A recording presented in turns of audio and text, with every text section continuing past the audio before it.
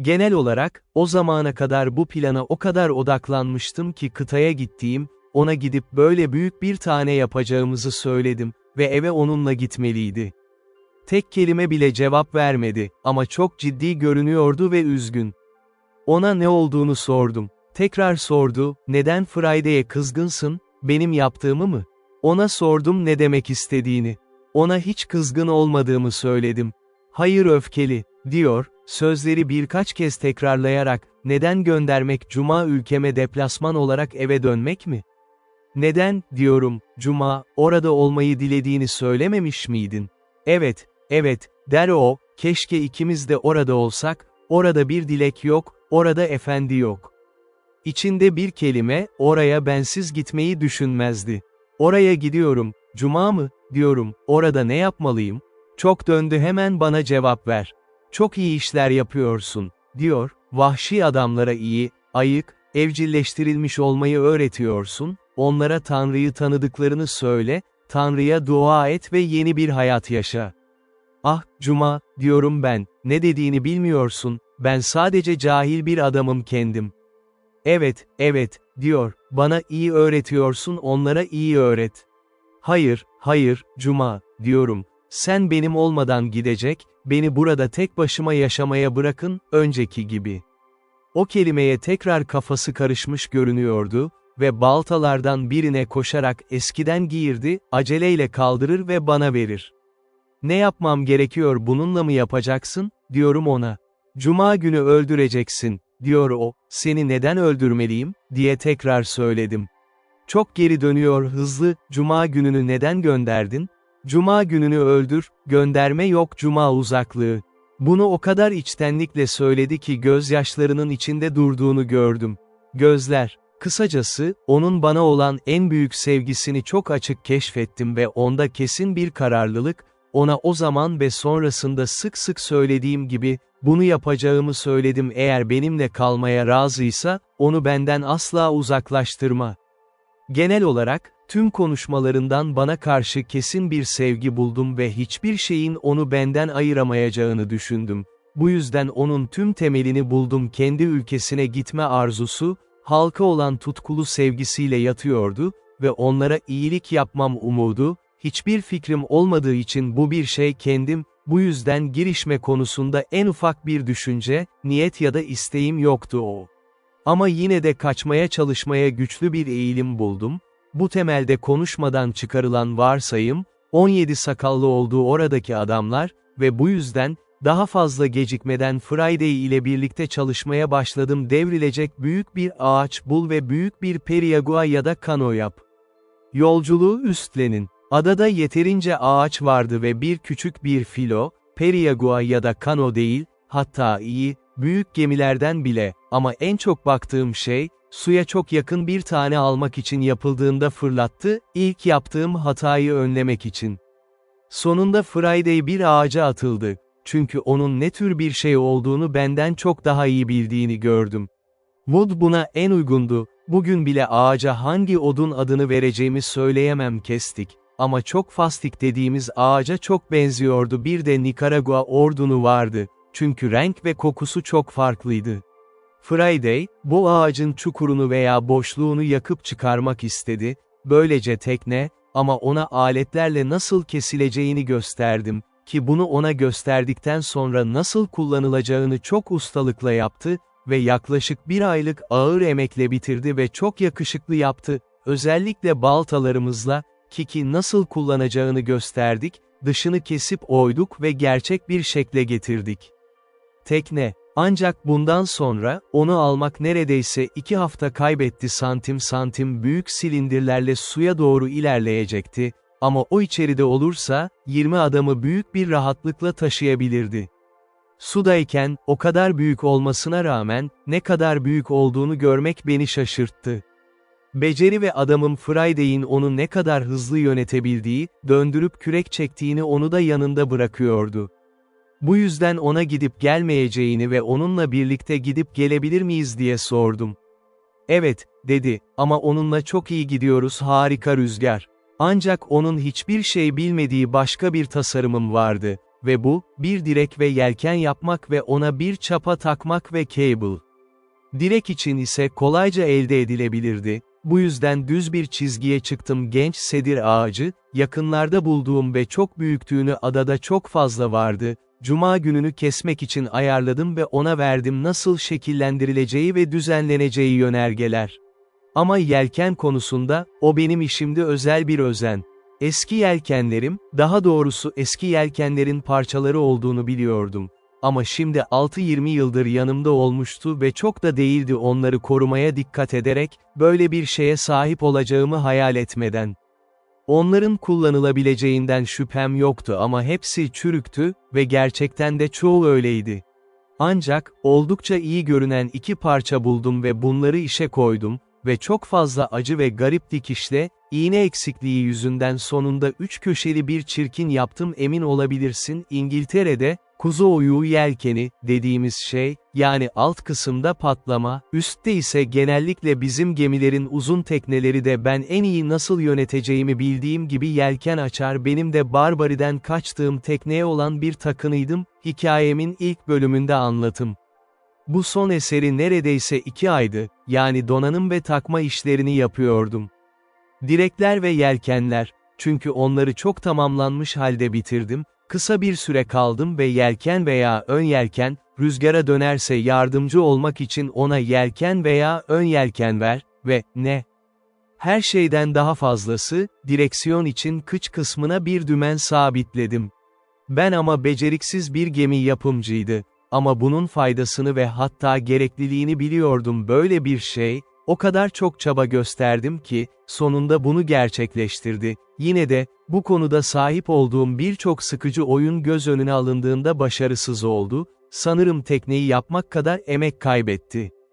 Tüm bunlar bittikten sonra, Cuma günü adamım neyin ait olduğunu öğretmek zorunda kaldım. Teknemin navigasyonu, kano kürek çekmeyi çok iyi bilse de, yelken ve dümenin ne olduğunu bilmiyordu ve en çok şaşıran olanıydı dümenin yanında denize gidip geldiğimi gördüğünde ve yelkeni hareket etti ve rota değiştikçe şu ya da bu yöne doldu. Ay bunu gördüğünde hayran ve hayran kalmış biri gibi durduğunu söyle. Ancak, pek işe yaramadım, tüm bunları ona tanıdık ettim ve o da uzman oldu denizci, pusula hariç, ona çok az şey anlatabilirdim. Açık diğer taraftan ise, hava çok az bulutluydu ve nadiren ya da hiç değildi o bölgelerde herhangi bir sis varsa, pusula için pek bir fırsat yoktu, yıldızlar gece her zaman görülürdü, gündüz ise kıyı görülürdü, hariç. Yağmurlu mevsimler ve kimse ne kara ne de deniz yoluyla dışarı çıkmaya umursamıyordu. Artık esaret yılımın 7. 20. yılına girmiştim ama bu yaratığı yanımda tuttuğum son 3 yıl hesabın dışında bırakılmak yerine, benim yaşamım bambaşka bir türden geri kalan zamanlardan daha fazla. Buraya inişimin yıldönümünü kutladım. Tanrı'nın merhametleri için ilk başta olduğu gibi aynı minnettarlıkla ve eğer olsaydım başta böyle bir kabul hakkı vardı, şimdi ise çok daha fazlasıydı. Böyle bir şeye sahip Providence'ın bana olan ilgisine dair ek idiklikler ve büyük umutlar etkili ve hızlı bir şekilde teslim edilecekti. Çünkü yenilmez bir çocuğum vardı, kurtuluşumun yaklaştığı ve bunu yapmam gerektiği gibi düşüncelerimde izlenim bir yıl daha burada kalmam. Yine de hayvancılıkla devam ettim. Her zamanki gibi kazma, ekim ve çitler yaptı. Üzümlerimi toplap kürledim ve her şeyi yaptı, önceki gibi yaptı. Bu arada yağmur mevsimi geliyordu. Daha fazla kapı içerisine tutuyordum, diğer zamanlardan daha çok değil.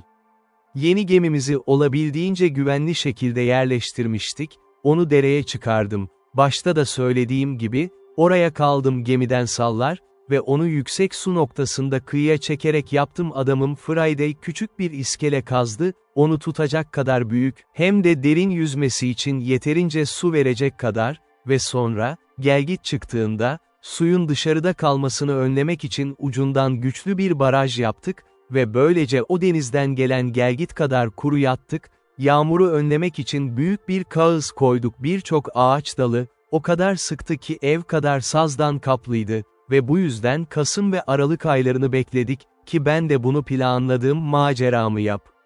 Yerleşmiş sezon başladığında, tasarımım düşüncesi geri döndüğünde hava güzel olduğundan, her gün yolculuk için hazırlanıyordum. Ve ilki, benim yaptığım şey, depolar olan belirli miktarda erzak yanında koymaktı yolculuğumuz için ve 1 hafta ya da 2 hafta içinde yanaşın ve tekneyi suya indirin.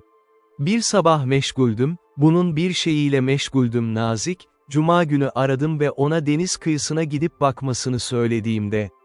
Genellikle haftada bir aldığımız bir kaplumbağa ya da kaplumbağa bulabilirdik, yumurtalar ve et için de bu durum. Cuma çok uzun sürmemişti, geri koşup dış duvarımın ya da çitimin üzerinden uçtuğunda ise, mesela yere ya da bastığı basamaklara dokunmadı ve zamanım olmadan ona konuş, bana bağırıyor, ey efendi. Ey efendi, ey keder, o kötü, ne oldu, Friday, diyorum, şurada, diyor, 1, 2, 3 kano, 1, 2, 3. Bu şekilde 6 kişi olduğunu düşündüm, ama sorgulamada sadece 3 kişi olduğunu gördüm. Peki, Cuma, diyorum ben, korkma. Bu yüzden onu elimden geldiğince cesaretlendirdim. Fakat zavallı adamın çok korktuğunu gördüm. Çünkü içinde hiçbir şey yoktu ama onu aramaya geldiklerini ve onu parçalara ayıracaklarını söylediler, onu ye, ve zavallı adam öyle titredi ki ne yapacağımı bile bilmiyordum onu. Onu elimden geldiğince teselli ettim ve mümkün olduğunca tehlikede olduğumu söyledim onun gibi ve beni de onu da yiyeceklerini söyledi. Ama, diyorum ben, Friday, onlarla savaşmaya karar vermeliyiz. Savaşabilir misin, Friday? Ben atarım, diyor, ama birçok büyük geliyor sayı. Önemli değil, dedim tekrar, silahlarımız onları korkutacak ki öldürmüyoruz. Ona sordum, eğer onu savunmaya kararlıydım, beni savunacak, yanımda duracak ve benim gibi davranacaktı, ona emret. Sen ölmek istediğinde ben ölürüm, efendim, dedi. Ben de gittim ve iyi bir dilim rom getirdi ve verdi. Çünkü ben çok iyi bir kocam olmuştum, çok fazla para kalan rom. İçtikten sonra ikisini almasını sağladım. Her zaman taşıdığımız kuşları parçaları ve büyük kuğuş aletleriyle yüklerdik, küçük tabanca mermileri kadar büyük. Sonra 4 tüfek aldım ve onları doldurdum. Her biri 2 salyangoz ve 5 küçük mermi ve 2 tabancamı bir destek ile doldurdum, her biri mermi. Her zamanki gibi büyük kılıcımı çıplak olarak yanıma astım ve verdim, Cuma onun baltası. Kendimi böyle hazırladığımda, kendi bakış açımı benimsedim, camı ve tepenin yanına çıktım, ne bulabileceğimi görmek için ve ben bardağımın yanında hızla bir 20 vahşi olduğunu fark ettim, 3 esirler ve 3 kano ve tüm işlerinin bu 3 insan bedenine zafer ziyafeti, gerçekten barbarca bir ziyafet. Ama gözlemlediğim gibi, onlarda olağan bir şey dışında hiçbir şey yoktu. Ben de gözlemledim, Cuma kaçtığında yere inmedikleri, ama derem yakınında, kıyının alçak olduğu ve kalın bir ormanın neredeyse geldiği yere denize kapanmak. Bu, insanlık dışı görevlerin nefretiyle birlikte zavallılar ortaya çıktı. Beni öyle bir öfkeyle doldurdu ki tekrar aşağı indim Cuma günü ve onlara inip hepsini öldürmeye kararlı olduğumu söyledim ve yanımda durup durmayacağını sordum. Artık korkusunu atlatmıştı ve ona verdiğim içkiden biraz yükselmişti. O çok neşeli ve bana, daha önce olduğu gibi, ben ölmek istediğimde öleceğini söyledi. Bu öfke nöbetinde, daha önce olduğu gibi saldırdığım silahları aralarına böldüm, Friday'e bir tabanca verdim, kemerine sokması için 3 tabanca ve 3 silah omzuna aldım, bir tabanca ve diğer 3 silahı kendim aldım ve burada duruş olarak yürüdük. Cebime küçük bir rom şişesi aldım ve verdim, Cuma günü daha fazla barut ve mermi içeren büyük bir çanta ve emirlere gelince, ben de saldırdım, arkamda yakın durmamalı, kıpırdamaması, ateş etmemesi ya da hiçbir şey yapmaması için ona bir kelime etmemesini istedi, bu arada tek kelime etmesin. Bu pozisyonda bir sağıma yakın 1 mil mesafede pusula da var. Derenin üzerinden geçmek için de ormana girdim, böylece olması gereken yerden önce onlara yaklaşabileyim. Keşfedildi, bunu camımdan görmüştüm, bunu yapmak kolaydı. Bu yürüyüşü yaparken, eski düşüncelerim geri dönerken yavaşlamaya başladım, kararım, onların sayısından korktuğumu kastetmiyorum. Çünkü onlar çıplak, silahsız zavallardı. Kesinlikle benden üstündüm onlar, hatta yalnızdım. Ama aklıma geldi, ne hangi fırsatı aradığım, hangi durumda olduğumu bile, hele ki hangi zorunluluk içinde olduğumu ve ellerimi saldırmam gerektiğini kan dolu, bana yanlış yapmamış ya da niyetli olmayan insanlara saldırmak mı? Kim, bana göre masum ve barbar gelenekleri kendi felaketi oldu, onlarda Tanrı'nın onları birbiriyle birlikte bıraktığının bir göstergesi olarak bulunmaktı. O bölgenin ulusları, böyle aptallığa ve insanlık dışı bir duruma yollarını takip etti, ama beni eylemlerinin yargısı olmaya çağırmadı, adaletinin cellatını ise üstelik uygulayan biri değil, ne zaman uygun gördüğünde davayı kendi eline alacak ve ulusal intikamla onları cezalandıracaktı ulusal suçlar için bir halk olarak, ama bu arada, bu benim işim değildi işi, Cuma bunun doğru olduğunu haklı çıkarabilirdi. Çünkü o bir düşman ilan edildi ve o özel insanlarla savaş halinde oldu ve onlara saldırması yasal bir şeydi ama aynı şeyi söyleyemem kendimi düşün. Bu şeyler tüm düşüncelerimde o kadar sıcak bir şekilde baskılanmıştı yola çıktıkça, sadece kendimi onların yanına koymaya karar verdiğimi onların barbar ziyafetini gözlemleyebilirim ve o zaman Tanrı'nın olması gerektiği gibi davranacağımı doğrudan, ama eğer bir şey teklif edilmedikçe bana daha çok bir çağrı oldu biliyordum, onlarla uğraşmazdım. With this resolution I entered the wood, and, with all possible warnings and silence, Friday following close at my heels, I marched till I came to the skirts of the wood on the side which was next to them, only that one corner of the wood lay between me and them. Here I called softly to Friday, and showing him a great tree which was just at the corner of the wood, I bade him go to the tree, and bring me word if he could see there plainly what they were doing. He did so, and came immediately back to me, and told me they might be plainly viewed there, that they were all about their fire, eating the flesh of one of their prisoners, and that another lay bound upon the sand a little from them, whom he said they would kill next, and this fired the very soul within me. He told me it was not one of their nation, but one of the bearded men he had told me of, that came to their country in the boat.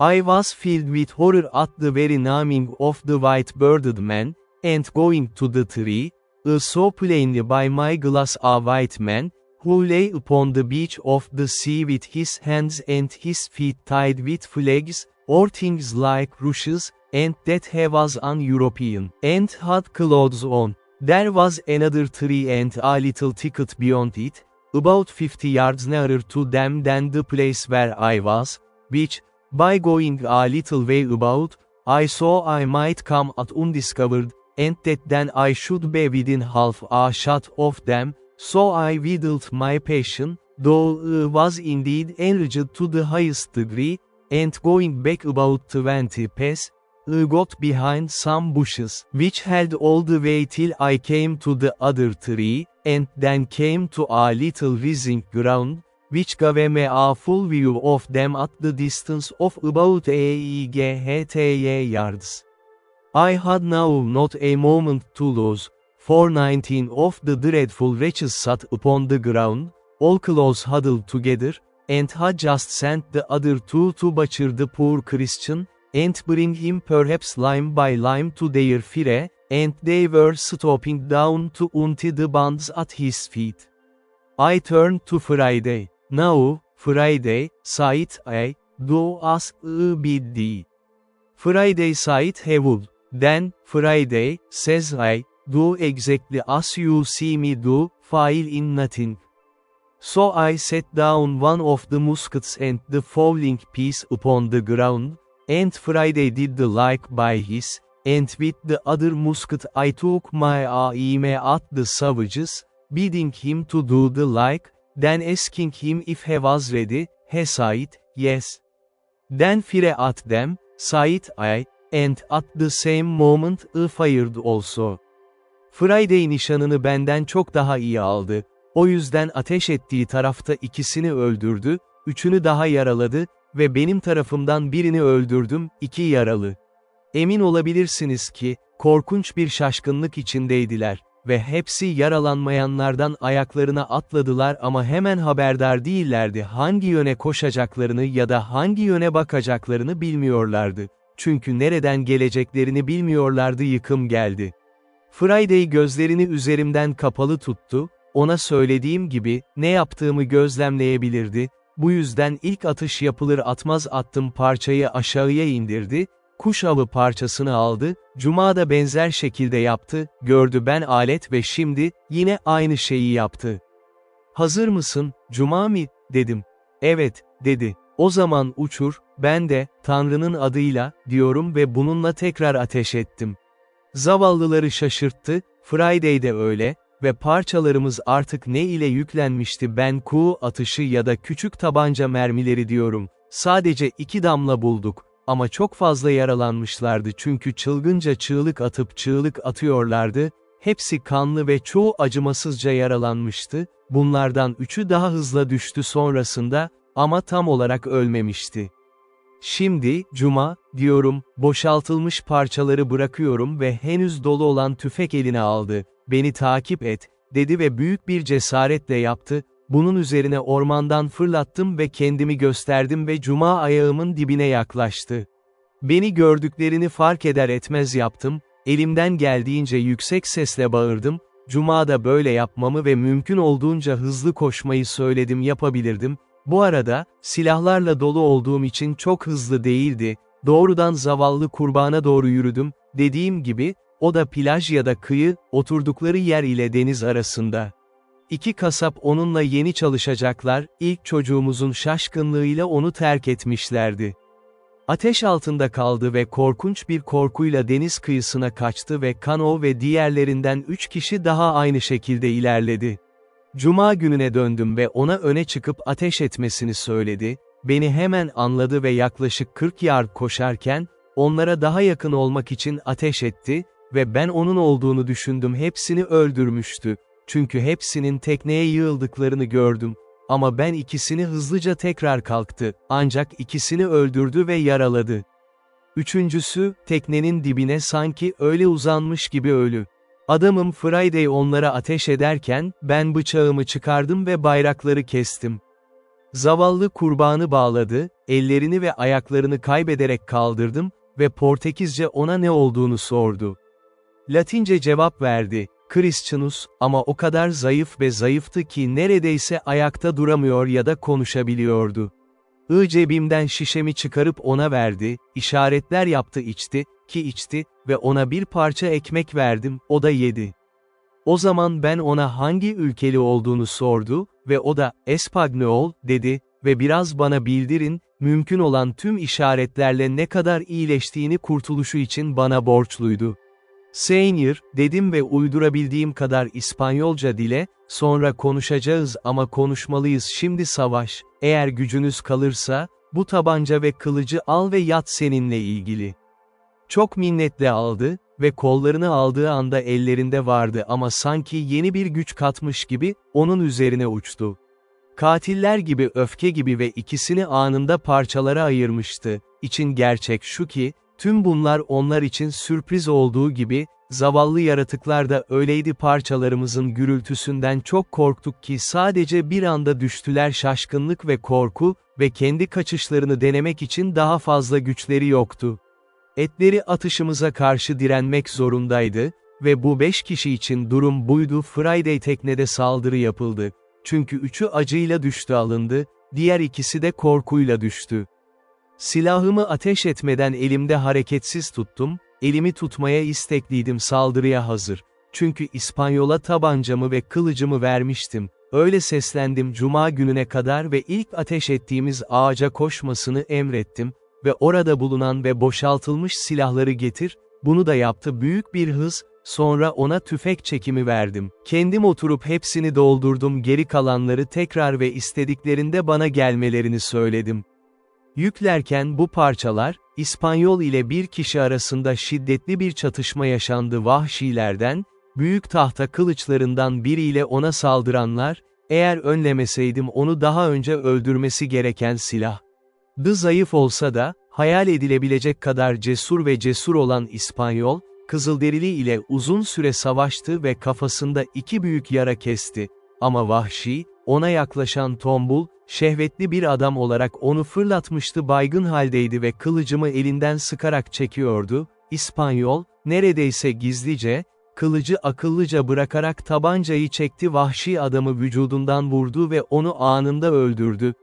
Ona yardım etmek için koşan ona yaklaşabilirdim. Friday, artık özgürlüğüne bırakıldığı için uçan zavallıların peşinden koştu, hiçbir şey yoktu, elinde silah vardı ama baltası ve bununla o 3 kişiyi etkisiz hale getirdi. Daha önce dediğim gibi, önce yaralandı, sonra düştü ve elinden geleni yaptı ve İspanyol bana silah için geldi, ona bir silah verdim. Kuş toplarını kullanarak 2 vahşiyi kovaladı ve yaraladı her ikisi, ama koşamayınca, ikisi de ormana girdi. Friday onları takip etti ve birini öldürdü, ama diğeri çok çevikti onun için ve yaralı olmasına rağmen kendini denize atmıştı, tüm gücüyle kanoda kalan 2 kişiye doğru yüzdü, hangi 3 kano içinde, biri yaralı, öldüğünü ya da ölmediğini bilmiyorduk, elimizden kaçan tek 21 kişiydi. Bütünün anlatımı şudur, şöyle, ağaçtan ilk atışımızda 3 kişi öldü, 2 kişi öldü, sonraki sahne, ikisi Cuma tarafından teknede öldürüldü, Cuma gününe kadar 2 kişi öldü, ilk yaralandı, biri Friday tarafından ormanda öldürüldü, 3'ü İspanyol tarafından öldürüldü, 4 kişi öldü, orada düştü, yaralar ya da öldürüldü. Friday onları kovalarken, 4'ü tekneyle kaçtı, bunlardan biri yaralandı, ölmemiş, toplamda 21 kişi. Kanodaylar silah atışlarından kurtulmak için çok çalıştılar ve Friday onlara 2-3 atış yaptı, hiçbirine isabet ettiğini bulamadım.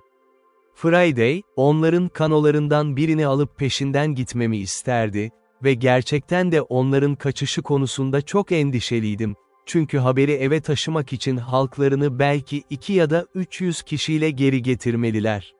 Kano ve bizi sadece kalabalık yiyor, bu yüzden onları denizden takip etmeye razı oldum ve kanolarından birine koşup atladım ve Friday'e benimle gelmesini söyledim. Ama kanodayken başka bir zavallı yaratığın yalan olduğunu görünce şaşırdım. Orada, İspanyol gibi katliam için elleri ve ayakları bağlanmıştı ve neredeyse korkudan ölü, sorunun ne olduğunu bilmeden, çünkü bunu yapamamıştı. Teknenin kenarından yukarı bak, boynu ve topukları çok sert bağlanmıştı ve o kadar uzun süre bağlı kalmıştı ki içinde gerçekten çok az hayat kalmıştı.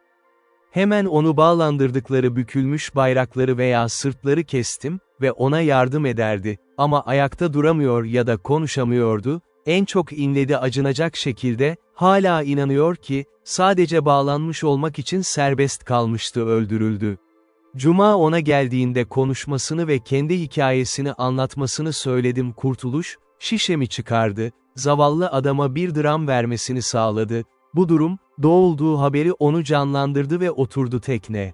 Ama Friday onu dinlemeye geldiğinde ve yüzüne baktığında, bu olacaktı. Herkesi Cuma Anya'nın onu nasıl öptüğünü, kucakladığını görmek için gözyaşlarına boğmuştu. Onu kucakladı, ağladı, güldü, halu diye söyledi. Zıpladı, dans etti, şarkı söyledi, sonra ağladı, yine ellerini sıktı, kendi yüzünü ve kafasını dövdü, sonra şarkı söyledi ve zıpladı, yine dikkati dağılmış bir yaratık gibi. Yapamamam uzun sürdü, bana konuştu ya da sorunu anlattı, ama biraz kendine geldiğinde kendisi bana bunun babası olduğunu söyledi. Ne kadar coşkulu ve evladlık olduğunu görmek, beni nasıl etkilediğini ifade etmek benim için kolay değil. Bu zavallı vahşiye babasını ve onun sevgisini görünce işlemişti ölümden kurtarılmak, hatta şılpayıklarının yarısını da tarif edemem. Bundan sonra sevgisi, çünkü tekneye binip büyük bir şekilde dışarı çıktı, birçok kez, içine girdiğinde yanına oturur, göğsünü açar ve babasının başını birkaç dakika boyunca göğsüne yakın tutarak birlikte tuttuklar, onu beslemek, sonra uyuşmuş ve sertleşmiş kollarını ve ayak bileklerini aldı, bağlama ile ve elleriyle sürtündü ve ovuşturdu ve ben, algılayan durum ne, şişemden biraz rom verdim, sürtmek için, ki onlara çok iyi oldu.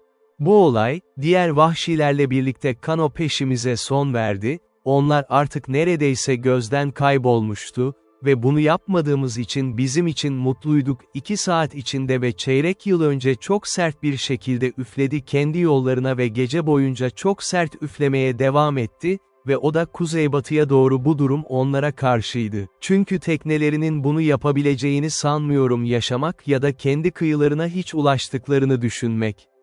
Ama cuma günlerine dönersek, babasıyla o kadar meşguldü ki bulamadım, kalbimde onu bir süreliğine uzaklaştırmak istiyordum, ama gidebileceğini düşündükten sonra onu biraz çağırdım, o da zıplayıp gülerek geldi ve memnundu en uç noktaya kadar. Sonra babasına ekmek verip vermediğini sordum. Başını salladı ve, hiç, çirkin köpek, kendini tamamen ye. Sonra kasıtlı olarak taşıdığım küçük bir keseden ona bir kek ekmek verdim. Ayrıca kendisi için bir içki verdi, ama tadına bakmadı, onu taşıdı babası. Cebimde 2 ya da 3 demet kuru üzüm vardı, ona bir, babası için bir avuç tane. Babasına bu kuru üzümleri vermiş olmamıştı ama onu tekneden çıkarken gördüm ve büyülenmiş gibi kaçtı. Çünkü gördüğüm en hızlı ayakta olan adamdı, diyorum ki, koştu öyle bir hızda ki, bir anda gözden kayboldu ve ben seslendi, ardından da Hallo da duydu, hepsi bir oldu, gitti ve çeyrek saat içinde tekrar geri geldiğini gördüm. Ama onun kadar hızlı değil, gitti ve yaklaştıkça temposunun daha yavaş olduğunu gördüm, çünkü bir şeyi vardı, elinde bulundu. Yanıma geldiğinde, bir süredir evinde olduğunu fark ettim. Toprak sürahi ya da tencere, babasına biraz tatlı su getirmek için ve onun da aldığı şeyi, 2 kek veya ekmek daha var, bana verdiği ekmek ama su babasına taşındı, ancak ben de çok susadığım için biraz içtim o. Su, babasını verdiğim tüm rom veya içkilerden daha fazla canlandırdı çünkü susuzluktan bayılırdı. Babası içtikten sonra, ona su kalıp kalmadığını sormak için aradım. Evet, dedi ve onu zavallı İspanyola vermesini söyledim, o da babası kadar buna ihtiyaç duyuyordu ve pastalardan birini gönderdim, cuma günü de İspanyola getirdi, o gerçekten çok zayıftı ve dinleniyordu, kendisi bir ağacın gölgesinde yeşil bir yerde ve uzuvları da çok sert ve bağlandığı kaba bandajla çok şişmişti. Bunu gördüğümde cuma suyla ona geldiğinde doğruldu ve içtim, ekmeği aldım ve yemeye başladım, yanına gittim ve ona bir avuç kuru üzüm. Tüm minnettarlık işaretleriyle yüzüme baktı ve her yüzde görünebilecek bir şükran vardı. Ama çok zayıftı, dövüşte kendini o kadar zorlamış olmasına rağmen dayanamıyordu, ayağa kalktı, bunu 2 ya da 3 kez denedi ama gerçekten yapamadı. Bilekleri o kadar şişmişti ve ona çok acı veriyordu. O yüzden oturmasını söyledim, yine de Friday'in ayak bileklerini ovuşturmasına ve onları romla yıkamasına neden oldu, tıpkı yaptığı gibi babasının işini yaptı. Zavallı sevgi dolu yaratığı her 2 dakikada bir ya da belki daha az izledim, buradayken başını çevirip babasının içinde olup olmadığını görmek için onu oturttuğu yerin ve duruşun aynısı ve sonunda olmadığını fark etti görülmek, o da kalktı ve tek kelime etmeden uçup gitti, o hızlılık ona ayaklarını dokunmak için neredeyse hiç fark edilemiyordu, ilerlerken yere düşürdü, ama geldiğinde, sadece kendini yere uzadığını fark etti, uzuvlarını rahatlattı, böylece Friday hemen bana geri döndü, ve sonra İspanyol, cuma onu kaldırabilirse yardım etmesini ve tekneye götürmesini istiyor, sonra onu evimize götürmeli, ben de ona bakacağım. Ama cuma, şehvetli ve güçlü bir adam, İspanyol'u sırtına aldı ve taşıdı, onu tekneye götürdü ve yumuşakça geminin yanına ya da tüneli üzerine bıraktı, ayakları içinde olan kano, sonra onu tamamen içeri aldı ve koştu babasına yakın olması ve hemen tekrar dışarı çıktıktan sonra tekneyi suya indirdi ve rüzgara rağmen yürüyemeyeceğim kadar hızlı kıyıya kürek çekti, oldukça sert patlattı. Bu yüzden ikisini de güvenle deremize götürdü ve ayrıldı, onları teknede bulduklar, diğer kanoyu almak için kaçtılar. Yanımdan geçerken onunla konuştum ve nereye gittiğini sordu. Bana, daha fazla getir, böylece rüzgar gibi gitti, kesinlikle insan ya da at koşmadı onun gibi, ve diğer kanoyu neredeyse ben vardığım anda dereye gönderdi, karayoluyla, beni yanına çekti, sonra yeni misafirlerimize yardım etmeye gitti. Tekneye girdi, ki bunu yaptı, ama ikisi de yürüyemiyordu, o kadar zavallı Friday ne yapacağını bilmiyordu. Bunu düzeltmek için düşünceme koyuldum ve Friday'i arayarak teklif vermeye başladım. O bana geldiğinde kıyıda oturdum, kısa süre sonra bir tür el arabası yaptım, onları taktık, Friday ve ben ikisini birlikte aramızda taşıdık. Ama onları duvarımızın ya da tahkimatımızın dışına götürdüğümüzde, bir öncekinden daha kötü bir kayıptı, çünkü onları atlatmak imkansızdı ve ben öyleydim, onu bozmamaya kararlı, bu yüzden tekrar işe koyuldum. Friday ve ben yaklaşık 2 saat sonra, eski yelkenlerle kaplı çok şık bir çadır yaptık ve onun üstünde ağaç dalları, dışımızdan ayrı bir boşlukta olmak çit ve onun ile diktiğim genç ağaç koruları arasında, ve burada onlara benim sahip olduğum şeylerden, yani iyiliklerden 2 yatak yaptık, yani iyiliklerden, üzerine uzanmak için battaniyeler ve üzerlerini örtmek için bir tane daha üzerine pirinç samanı her yatak. Adamın artık nüfusu vardı ve kendimi konu açısından çok zengin buluyordum ve o sık sık yaptığım neşeli bir yansıma, ne kadar kral gibi göründüğümü gösteriyordu. Öncelikle, tüm ülke benim mülkümdü, bu yüzden şüphesiz bir hakimiyet hakkı. İkincisi, halkım tamamen tabii oldu. Ben öyleydim, kesinlikle efendiler ve yasa koyuculardı, hepsi hayatını bana borçluydu ve öyleydi, eğer bir fırsat varsa, benim için hayatlarını feda etmeye hazırlardı. O ayrıca dikkat çekiciydi. Sadece 3 konum vardı ve bunlar 3 farklı konudaydı: dinler, benim adamım Friday Protestandı, babası pagan ve yamyamdı ve İspanyol bir papistti. Ancak özgürlüğüne izin verdim, hakimiyetimde vicdan.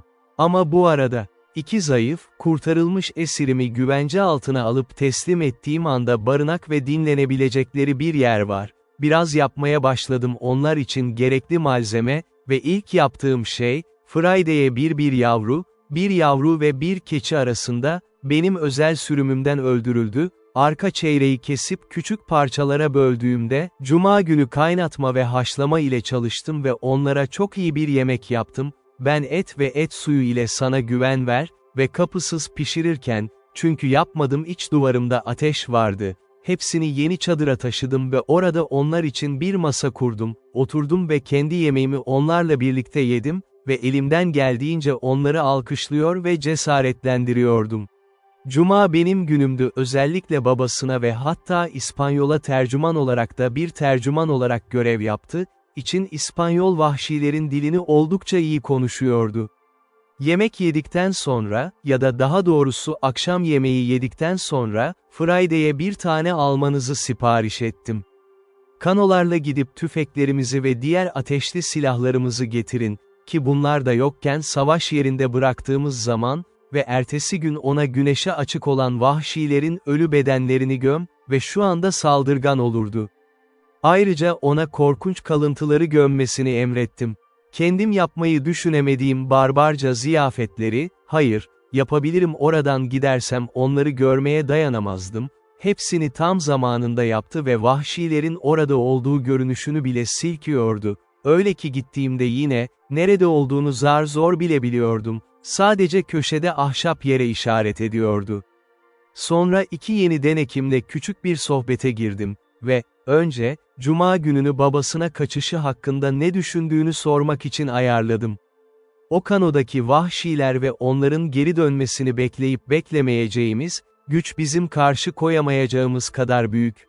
İlk görüşü, vahşilerin tekne, o gece patlayan fırtınaya asla dayanamadı, ancak zorunlu olarak boğulmalı ya da diğer kıyılara güneye sürülmelidir, atılırlarsa boğulacakları kadar yutulacakları kadar emindiler uzakta, ama kıyıya sağ salim gelirlerse ne yapacaklarını bildiğini söyledi değil, ama onun görüşü, onların bu kadar korkunç derecede korktuklarıydı: saldırı şekli, gürültü ve ateş. Onların inandığı insanlara hepsinin gök gürültüsü ve yıldırımla öldüğünü söylerdi. İnsan eli ve ortaya çıkan 2 şey, yani, Friday ve ben, 2 göksel ruh ya da öfke, onları yok etmek için iner, insanlar değil silahlar.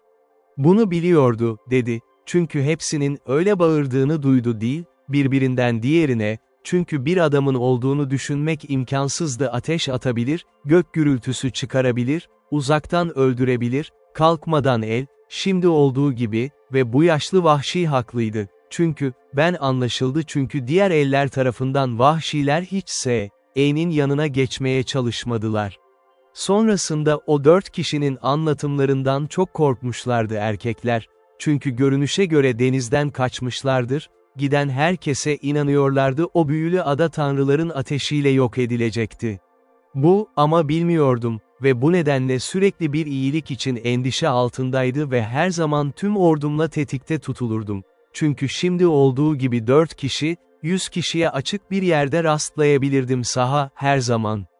Ancak kısa bir süre içinde, artık Kano ortaya çıkmadı, onların gelme korkusu etkisi geçti ve eski düşüncelerimi ana denize doğru bir yolculukla taşımaya başladım.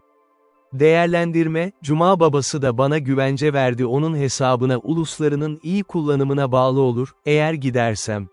Ama benim düşüncelerim biraz askıya alındı, ciddi bir konuşma yaptığımda İspanyoldu ve anladığımda onun 16 vatandaşı daha olduğunu anladığımda ve Portekizliler, atılıp o tarafa kaçtılar, orada gerçekten vahşilerle barış içinde yaşadım, ama buna çok acı çektiler gerekli ihtiyaçlar için ve hatta ömür boyu boyunca.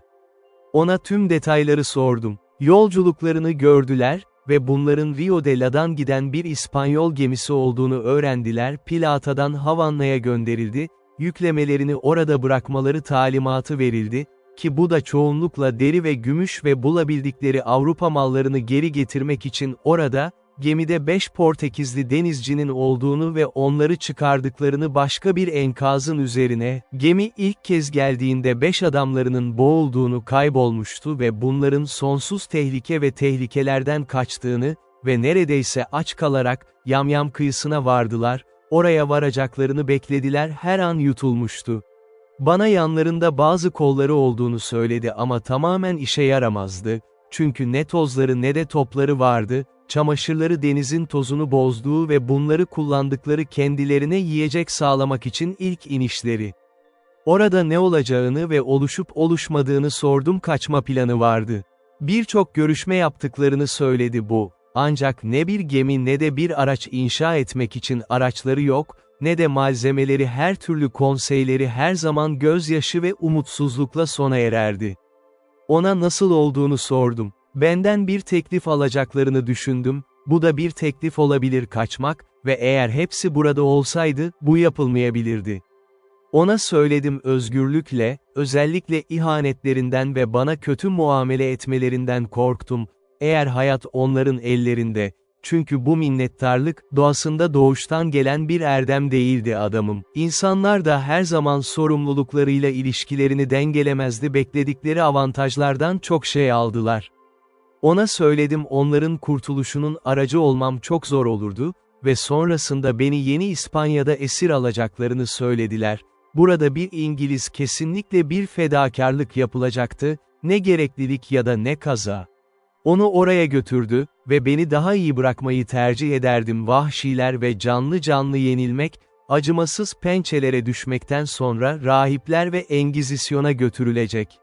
Ekledim ki, aksi takdirde, hepsi burada olursa, bu kadar çok elle bir bark inşa edebilirdik diye ikna oldum. Hepimizi ya Brezilya'nın güneyine, ya da kuzeye doğru adalar veya İspanyol kıyıları, ama eğer karşılık olarak, eğer yapmaları gerekirse, silahları onların ellerine vermiştim. Beni zorla kendi halkları arasında taşımıştım. Onlara gösterdiğim nezaketten dolayı kötü kullanılıyor olabilir ve durumumu olduğundan daha kötü hale getirebilir.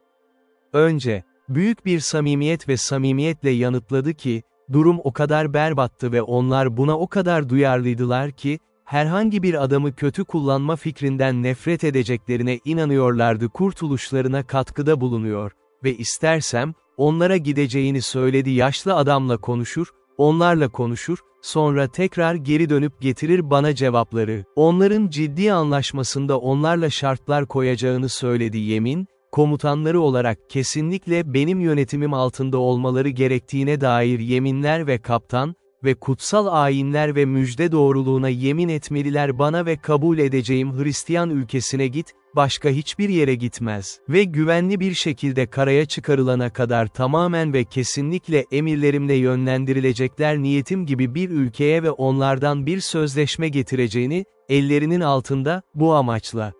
Sonra önce bana yemin edeceğini söyledi kendisi, yaşadığı sürece benden asla kıpırdamayacağını söyledi. Ben ona verene kadar emirler ve eğer kanının son damlasına kadar benim tarafımı tutacağını söyledi. Vatandaşları arasında en az inanç ihlali olmalı.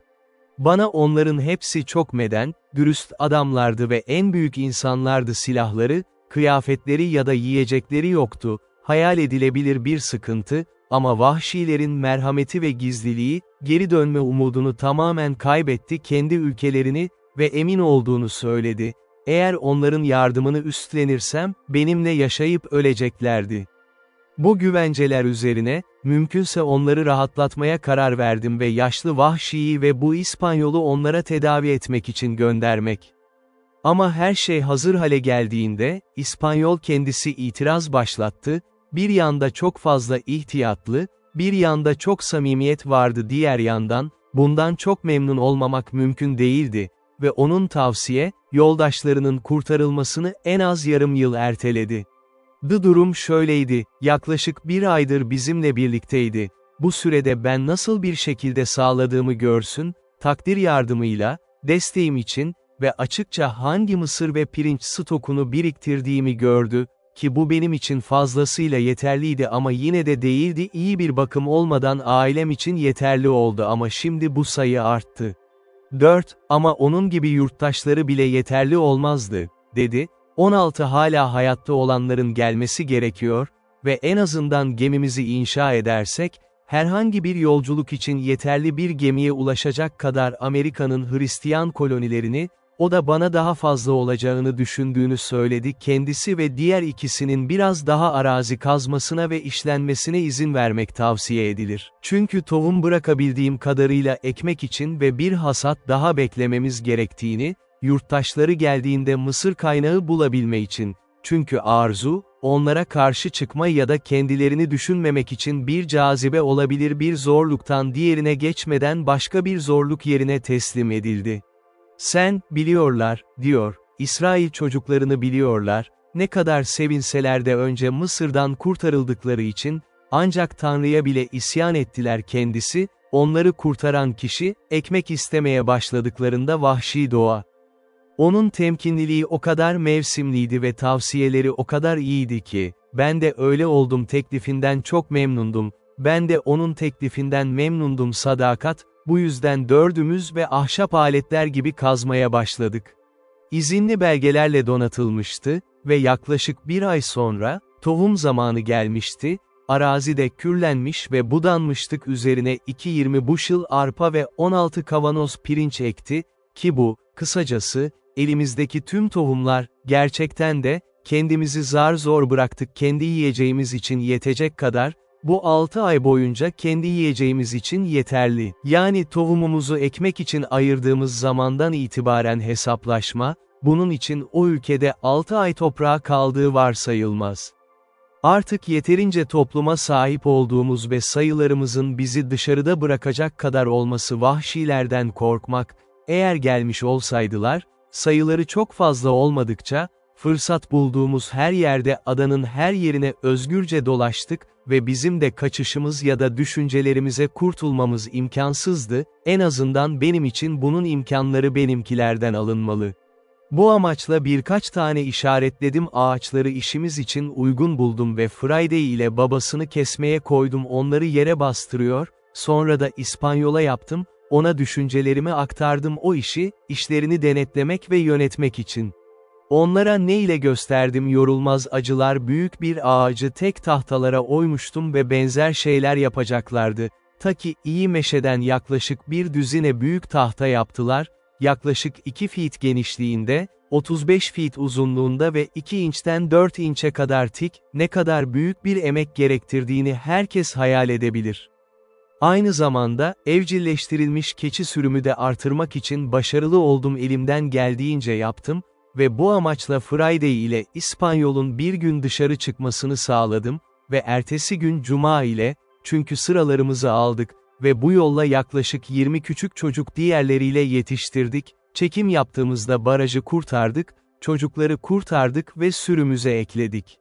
Ama her şeyden önce, üzüm kurutma sezonu geliyor. Çok fazla üzüm yaptım, güneşte asılı kalacaktı, sanırım Alicant'ta olsaydık, orada güneşin kuru üzümleri iyileşti, 60 ya da 80 varil doldurabilirdik ve bunlar, ekmeğimizle birlikte, yiyeceğimizin büyük bir parçasıydı. Çok iyi bir yaşam, aynı zamanda sizi temin ederim. Çünkü son derece besleyiciler.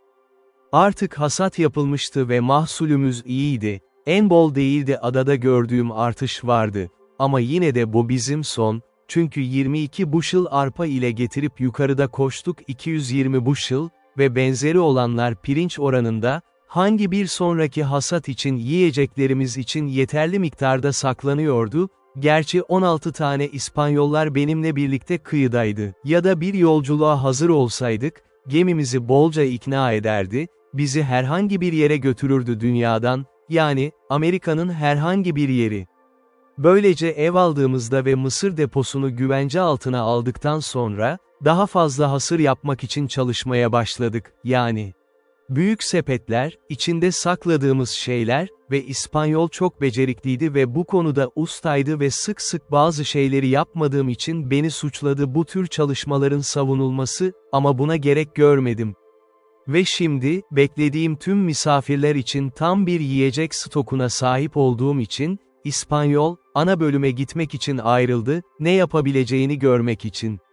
Orada bırakmıştı. Ona kesin bir görev verdim. Kimseyi getirmemesi önce kendisinin ve yaşlı vahşinin önünde yemin etmezdi ki bulması gereken kişiye hiçbir şekilde zarar vermez, onunla kavga etmez ya da saldırmazdı. Ada, onları kurtarılmaları için çağıracak kadar nazik olan Aylin, ama onun yanında duracaklarını ve bu tür girişimlere karşı onu savunacaklarını söylediler ve gittikleri her yere tamamen onun emrinde ve onun emrinde olacaktı ve bunun yazılı olarak teslim edilmesi ve onların ellerine imzalanması gerekiyordu. Nasıl olacaklardı bunu yaptıklarını bildiğimde, ne kalem ne de mürekkebi olduğunu bildiğimde, bu bir soruydu, hiç sormadık. Bu talimatlar doğrultusunda, İspanyol ve yaşlı vahşi, Friday'nin babası, onların da olduğu söylenebilir kanolardan biriyle gitti, geldikleri mahkum olarak geldikleri zaman içeri girdiler ya da daha doğrusu getirilmişlerdi, vahşiler tarafından yutulmuş. Her birine ateş kilidi olan bir tüfek verdim ve yaklaşık 8 barut ve top şarjı, çok iyi olmaları için her ikisinin eşleri ve ikisini de acil durumlarda kullanmamak için. Bu neşeli bir eserdi, benim kullandığım ilk ölçüm oldu, şimdilik 27 yıl ve birkaç gün kurtuluş. Onlara şu malzemeleri verdim, ekmek ve kurutulmuş üzüm, günlerce yetecek kadar ve tüm İspanyollar için yeterli bir yetiyordu, yaklaşık 8 gün boyunca ve iyi yolculuklar dileyip gidendiklerini gördüm. Bir sinyal konusunda onlarla aynı fikirde bulundum, dönüşlerinde takılmalılar, böylece onları tekrar tanırım, geri döndüler, karaya çıkmadan önce uzaktan geldiler.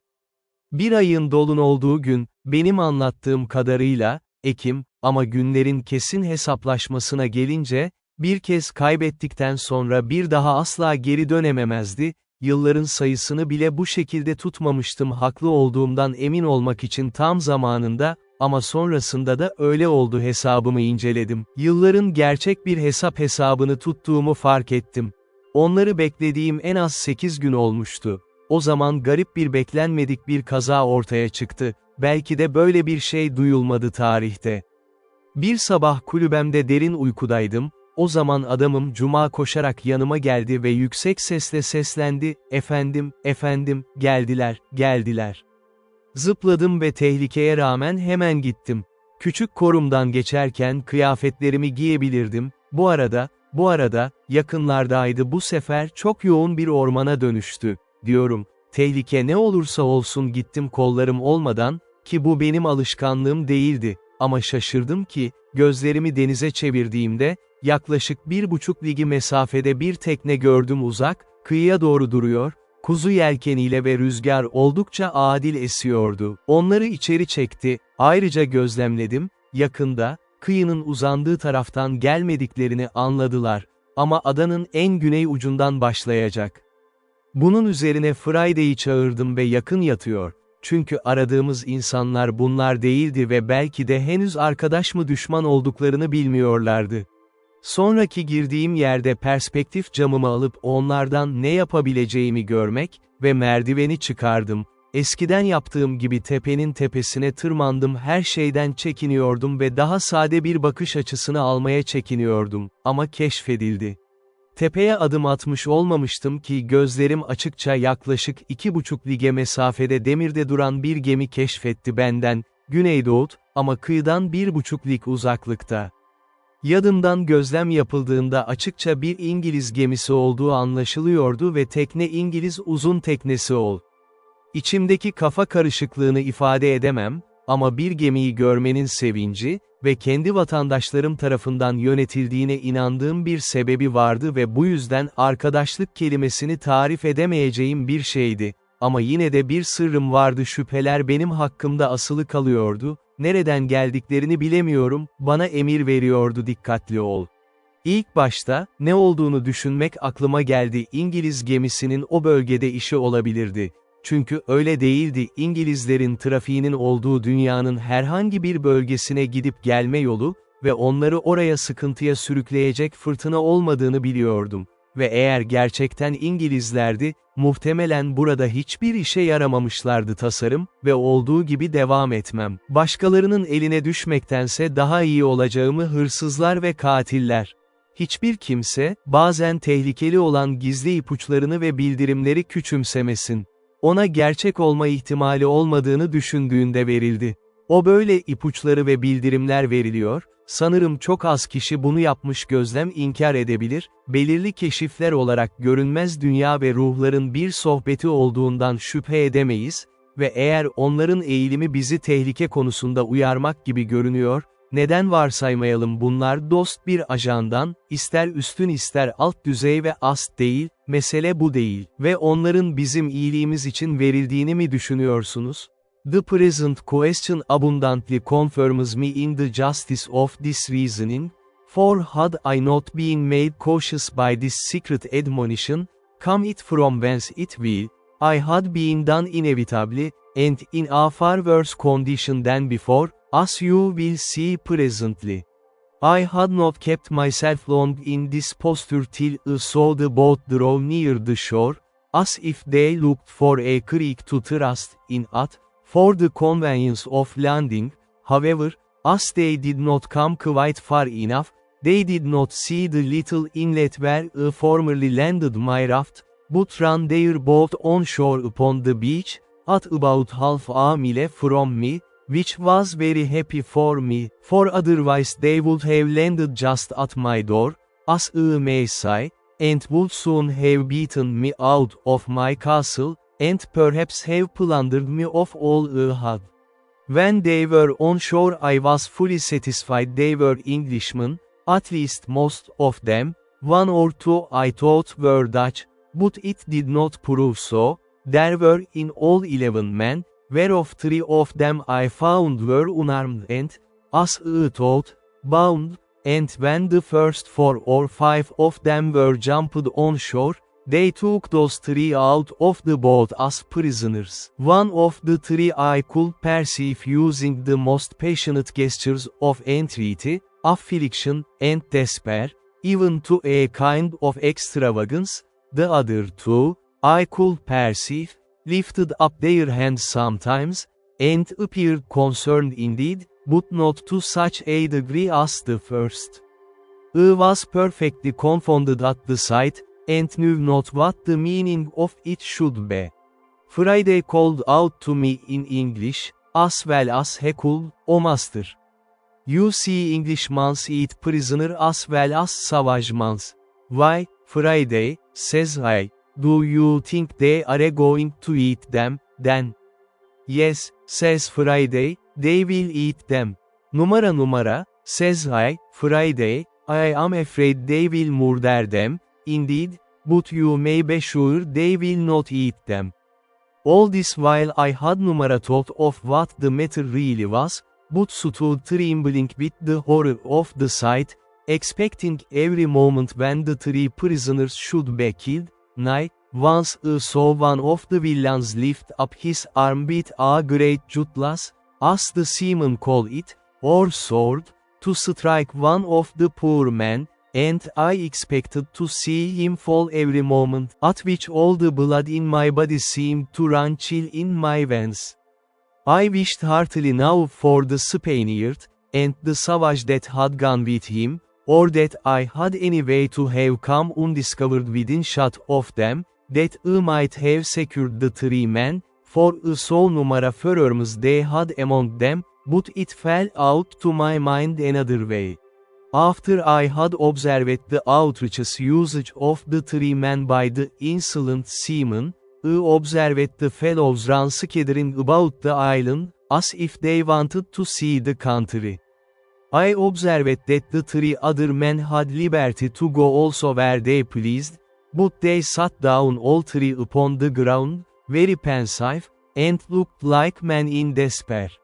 This put me in mind of the first time when I came on shore, and began to look about me, how I gave myself over for lost, how wildly I looked round me, what dreadful apprehensions I had, and how I lodged in the tree all night for fear of being devoured by wild beasts. As I knew nothing that night of the supply I was to receive by the providential driving of the ship nearer the land by the storms and tide, by which I have since been so long nourished and supported, so these 3 poor desolate men knew nothing how certain of deliverance and supply they were, how near it was to them, and how effectually and really they were in a condition of safety, at the same time that they thought themselves lost and their case desperate.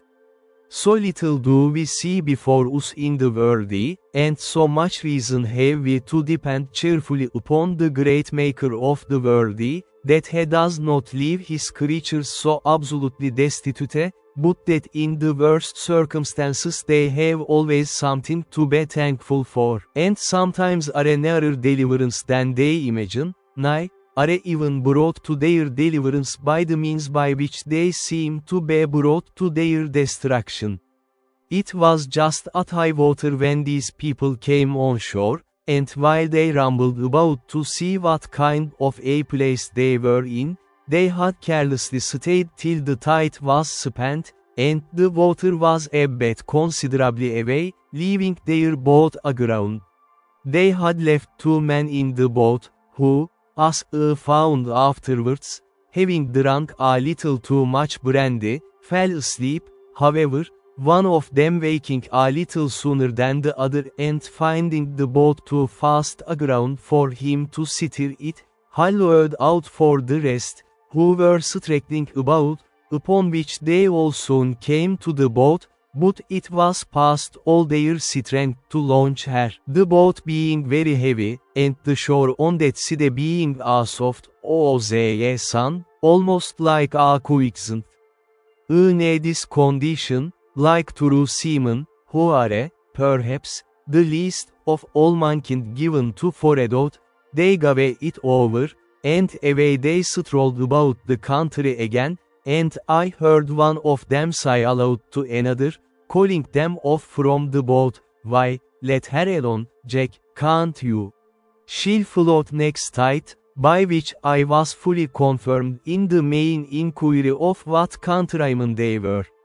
All this while I kept myself very close, not once daring to stir out of my castle any farther than to my place of observation near the top of the hill, and very glad I was to think how well it was fortified. I knew it was numara less than 10 hours before the boat could float again, and by that time it would be dark, and I might be at more liberty to see their motions, and to hear their discourse, if they had any. In the meantime I fitted myself up for a battle as before, though with more caution, knowing I had to do with another kind of enemy than I had at first. I ordered Friday also, whom I had made an excellent marksman with his gun, to load himself with arms. I took myself 2 fowling pieces, and I gave him 3 muskets. My figure, indeed, was very fierce. I had my formidable goatskin coat on, with the great cap I have mentioned, a naked sword by my side, 2 pistols in my belt, and a gun upon each shoulder. It was my design, as I said above, not to have made any attempt till it was dark, but about 2 o'clock, being the heat of the day, I found that they were all gone straying into the woods, and, as I thought, laid down to sleep. The 3 poor distressed men, too anxious for their condition to get any sleep, had, however, sat down under the shelter of a great tree, at about a quarter of a mile from me, and, as I thought, out of sight of any of the rest. Upon this I resolved to discover myself to them, and learn something of their condition. Immediately I marched as above, my man Friday at a good distance behind me, as formidable for his arms as I, but not making quite so staring a spectre-like figure as I did.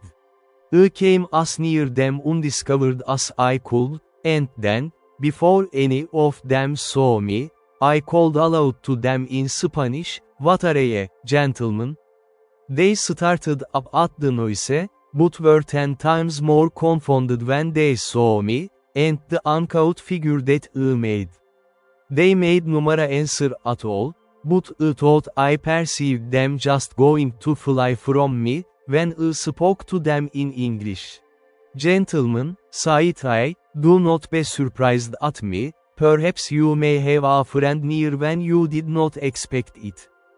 "He must be sent directly from heaven then," said one of them very gravely to me, and pulling off his hat at the same time to me, "for our condition is past the help of man." "All help is from heaven, sir," said I, "but John, you put a stranger in the way to help you. For you seem to be in some great distress. I saw you when you landed, and when you seemed to make application to the brutes that came with you, I saw one of them lift up his sword to kill you."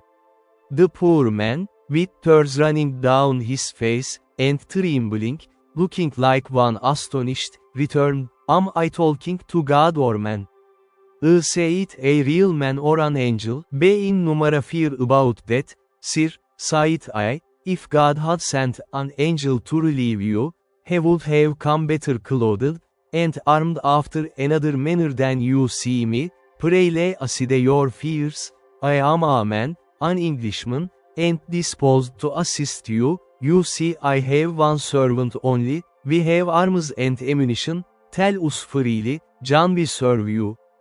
"What is your case?" "Our case, sir," said he, "is too long to tell you while our murderers are so near us, but, in short, sir, I was commander of that ship, my men have mutinied against me, they have been hardly prevailed on not to murder me, and, at last, have set me on shore in this desolate place, with these 2 men with me, one my mate, the other a passenger, where we expected to perish, believing the place to be uninhabited, and know not yet what to think of it."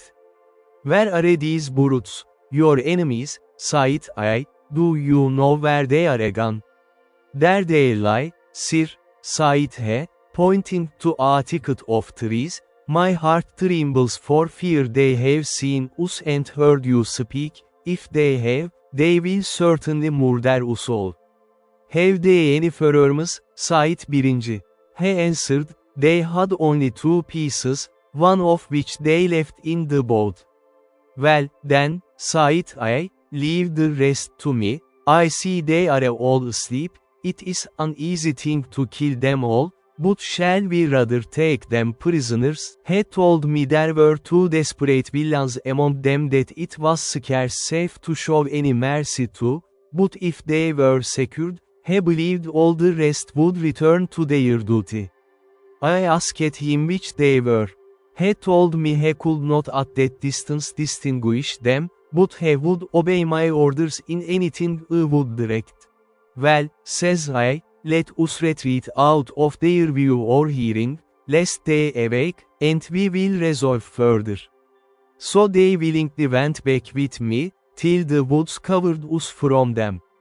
"Look you, sir," said I, if I venture upon your deliverance, are you willing to make two conditions with me? He anticipated my proposals by telling me that both he and the ship, if recovered, should be wholly directed and commanded by me in everything, and if the ship was not recovered, he would live and die with me in what part of the world soever I would send him. And the two other men said the same.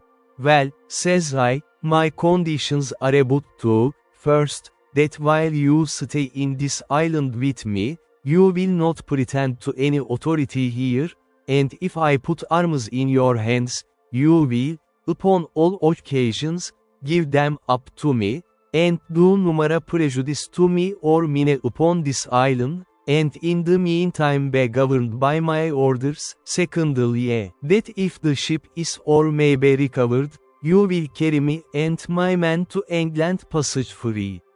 He gave me all the assurances that the invention or fate of man could devise that he would comply with these most reasonable demands, and besides would owe his life to me, and acknowledge it upon all occasions as long as he lived. Well, then, said I, here are 3 muskets for you, with powder and ball. Tell me next what you think is proper to be done. He showed all the testimonies of his gratitude that he was able, but offered to be wholly guided by me. I told him I thought it was very hard venturing anything, but the best method I could think of was to fire on them at once as they lay, and if any were not killed at the first volley, and offered to submit, we might save them, and so put it wholly upon God's providence to direct the shot. He said, very modestly, that he was loath to kill them if he could help it, but that those two were incorrigible villains, and had been the authors of all the mutiny in the ship, and if they escaped, we should be undone still, for they would go on board and bring the whole ship's company, and destroy us all. Well, then, says I, necessity legitimates my advice, for it is the only way to save our lives. However, seeing him still cautious of shedding blood, I told him they should go themselves, and manage as they found convenient. In the middle of this discourse we heard some of them awake, and soon after we saw 2 of them on their feet. I asked him if either of them were the heads of the mutiny. He said, numara. Well, then, said I, you may let them escape, and Providence seems to have awakened them on purpose to save themselves. Now, says I, if the rest escape you, it is your fault. Animated with this, he took the musket I had given him in his hand, and a pistol in his belt, and his 2 comrades with him, with each a piece in his hand. The 2 men who were with him going first made some noise, at which one of the seamen who was awake turned about, and seeing them coming, cried out to the rest, but was too late then, for the moment he cried out they fired, I mean the 2 men, the captain wisely reserving his own piece. They had so well aimed their shot at the man they knew, that one of them was killed on the spot, and the other very much wounded, but not being dead, he started up on his feet, and called eagerly for help to the other, but the captain stepping to him, told him it was too late to cry for help, he should call upon God to forgive his villainy, and with that word knocked him down with the stock of his musket, so that he never spoke more. There were 3 more in the company, and one of them was slightly wounded. By this time I was come, and when they saw their danger, and that it was in vain to resist, they begged for mercy. The captain told them he would spare their lives if they would give him an assurance of their abhorrence of the treachery they had been guilty of, and would swear to be faithful to him in recovering the ship, and afterwards in carrying her back to Jamaica, from whence they came. They gave him all the protestations of their sincerity that could be desired, and he was willing to believe them, and spare their lives, which was not again, only that obliged him to keep them bound hand and foot while they were on the island. While this was doing, I sent Friday with the captain's mate to the boat with orders to secure her, and bring away the ORS and sails, which they did, and by 3 struggling men, that were, happily for them, parted from the rest, came back upon hearing the guns fired, and seeing the captain, who was before their prisoner, now their conqueror, they submitted to be bound also, and so our victory was complete. It now remained that the captain and I should inquire into one another's circumstances. I began first, and told him my whole history, which he heard with an attention even to amazement, and particularly at the wonderful manner of my being furnished with provision and ammunition, and, indeed, as my story is a whole collection of wonders, it affected him deeply. But when he reflected from thence upon himself, and how I seemed to have been preserved there on purpose to save his life, the tears ran down his face, and he could not speak a word more. After this communication was at an end, I carried him and his 2 men into my apartment, leading them in just where I came out, viz. At the top of the house, where I refreshed them with such provision as I had, and showed them all the contrivances I had made during my long inhabiting that place. All I showed them, all I said to them, was perfectly amazing, but above all, the captain admired my fortification, and how perfectly I had concealed my retreat with a grove of trees, which having been now planted nearly 20 years, and the trees growing much faster than in England, was become a little wood, so thick that it was impossible in any part of it but at that one side where I had reserved my little winding passage into it.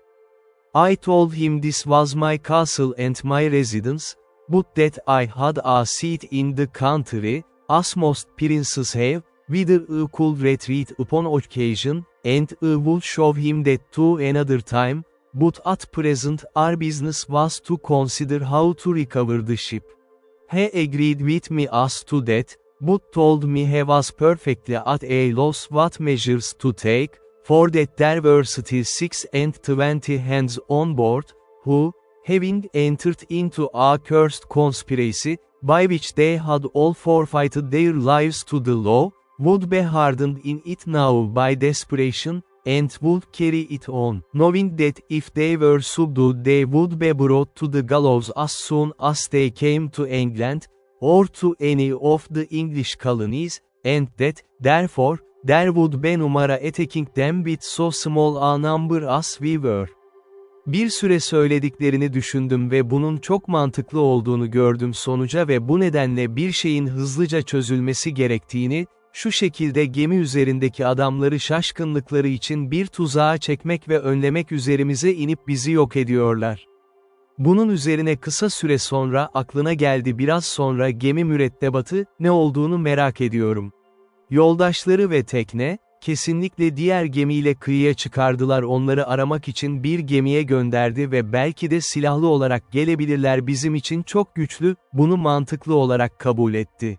Bunun üzerine ona şöyle dedim ilk yapmamız gereken şey, sahilde duran tekneyi durdurmaktı, yani onu götüremeyeceklerini ve her şeyini alıp bırakacaklarını yüzmeye uygun olmayacak kadar işe yaramıyordu. Buna göre gemiye bindik, gemide kalan kollar ve bulduğumuz diğer şeyler orada, bir şişe birendi ve bir tane rom daha, birkaç tane bisküvi kekleri, bir boynuz toz ve bir parça tuvalde büyük bir şeker parçası, şeker 5 ya da 6 pounddu, hepsi benim için çok hoş geldi, özellikle yıllardır hiç kalmamış birendi ve şeker. Tüm bu eşyaları, kürekler, direk, yelken ve dümen gibi, taşıyorduktan sonra teknenin daha önce götürüldüğünü gördük, dipte büyük bir delik açtık, eğer bizi ele alacak kadar güçlü gelseler de, yine de devam edemeyeceklerini söylediler tekne. Aslında, aklımda bunu yapabileceğimiz pek bir şey yoktu gemiyi geri almak, Ama benim görüşüm, eğer tekne olmadan giderlerse, bizi Leeward adalarına taşımak için tekrar uygun hale getirmekten pek şüphe etmedi ve yolumdaki İspanyolları çağırıyorum, çünkü onlar hala elimdeydi düşünceler. Tasarımlarımızı hazırlarken ve öncelikle, ana gücü olarak, tekneyi kıyıya çekti, gelgit onu yüzdürmeyecek kadar yükseğe indirdi yüksek su işaretinde, üstelik poposunda çok büyük bir delik açmıştı hızla durduk ve ne yapmamız gerektiğini düşünürken yere bırakıldık, geminin sesini duyduk bir silah ateşle geminin gelmesini işaret etmek için sancağını havalandır gemi, ama hiçbir tekne kıpırdamadı ve birkaç kez ateş ettiler, başka bir şey tekne için sinyaller. Sonunda, tüm işaretleri ve ateşleri kanıtlandığında sonuçsuz kaldı ve teknenin kıpırdamadığını gördüler, onları gördük, benim yardımımla gözlükler, başka bir tekne daha çıkarıp kıyıya doğru kürek çekin, ve gördük ki, yaklaştılar, içinde en az 10 adam olduğunu ve onların da vardı. Yanlarında ateşli silahlar var. Gemi kıyıdan neredeyse 2 lig uzakta durduğunda, onları tam görebiliyorduk geldikleri gibi, yüzlerinin bile net bir görünümü, çünkü gelgit onları diğer teknenin biraz doğusuna koyduk, kıyıya kürek çektiler, diğerinin karaya çıktığı ve teknenin yattığı aynı yere gelmek, tarafından bu, demek oluyor ki, onları tam görebildik, kaptan da kişileri tanıyordu ve teknedeki tüm adamların karakterleri, ki bunların 3'ü olduğunu söyledi çok dürüst adamlardı, ki emindi. Bu komploya dinlenme, aşırı güçlü ve korkmuş olmak, ama kayıkçı kim olduğunu söyledi görünüşe göre aralarındaki baş subaydı ve diğerleri ise gemi mürettebatından herhangi biri kadar şaşırtıcı ve şüphesiz çaresizleştiler yeni girişimleri, ve onların da öyle olmasından çok endişeliydi bizim için güçlüydü. Ona gülümsedim ve bizim koşullarımızda erkekler olduğunu söyledim korkunun etkisini geçmişti. Neredeyse her durumu görebiliyor olması gereken durumdan daha iyiydi, beklemeliyiz sonucunun, ölüm ya da hayat olsun, kesinlikle bir kurtuluş olacağını söyledi. Hayatımın koşulları hakkında ne düşündüğünü ve Deliverance için cesaret etmeye değmezdi. Ve nerede, efendim, dedim, burada kasıtlı olarak korunduğuma inanman, hayatını kurtarmak için, sizi biraz önce ne yükseltti? Benim adıma, dedim, orada tüm bu ihtimalde sadece bir şey yanlış gibi görünüyor. Ne o mu, dedi. Neden, dedim, senin gibi aralarında 3 ya da 4 dürüst adam varsa ve onları bağışlayabiliriz, eğer mürettebatın kötü tarafı onlar olsaydı, düşünmeliydim Tanrı'nın takdiri, onları ellerine teslim etmek için seçmişti, çünkü buna bağlıyız, karaya çıkan herkes bizimdir ve ölecek ya da öleceğiz bize nasıl davranırlarsa yaşasın. Bunu konuşurken yüksek sesle ve neşeli ifadesi, onu çok cesaretlendirdi, bu yüzden sertçe harekete geçtik işimize. Gemiden gelen teknelerin ilk göründüğünde, mahkumlarımızı ayırmayı düşünmüştü ve gerçekten de onları güvence altına almıştık Etkin. Kaptanın sıradan olduğundan daha az emin olduğu 2 kişi, Ben Friday ve 3 teslim edilen adamdan biri ile birlikte mağarama gönderildi, orada yeterince uzak ve duyulma ya da keşfedilme tehlikesinden uzaktılar, ya da ormandan çıkmanın yolunu bulmak, eğer kendileri teslim edebilseydi. Burada onları bağlı bıraktılar ama erzak verdiler ve onlara söz verdiler, eğer orada sessizce devam etti, 1-2 gün içinde özgürlüklerini vermek için, ama bu kaçmaya çalışırlarsa acımasızca idam edilmelilerdi. Onlar sabırla hapsedilmesini sadakatle katlanacaklarına söz verdiler ve çok erzak ve ışık kalacak kadar iyi bir şekilde kullanıldıkları için minnettar onlar, çünkü Cuma onlara mumlar verdi, bizim kendimiz yaptığımız gibi, rahatlık ve bilmiyorlardı ama onun onların üzerinde nöbetçi durduğunu bilmiyorlardı. Giriş.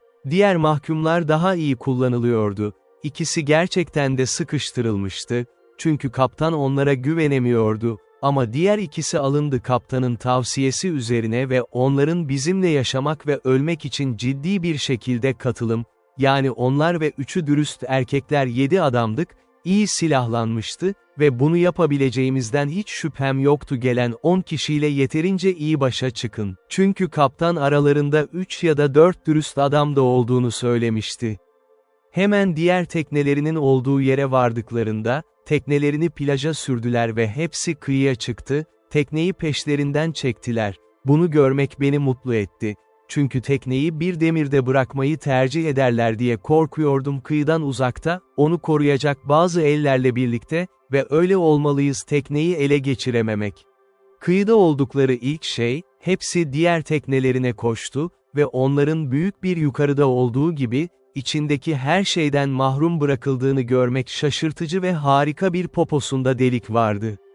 Bunu biraz düşündükten sonra, 2 ya da 2-3 büyük bağırış, tüm güçleriyle Hollow, yapabiliyor mu diye çalışmak için yoldaşları duyuyor, ama her şey boşa gidiyordu.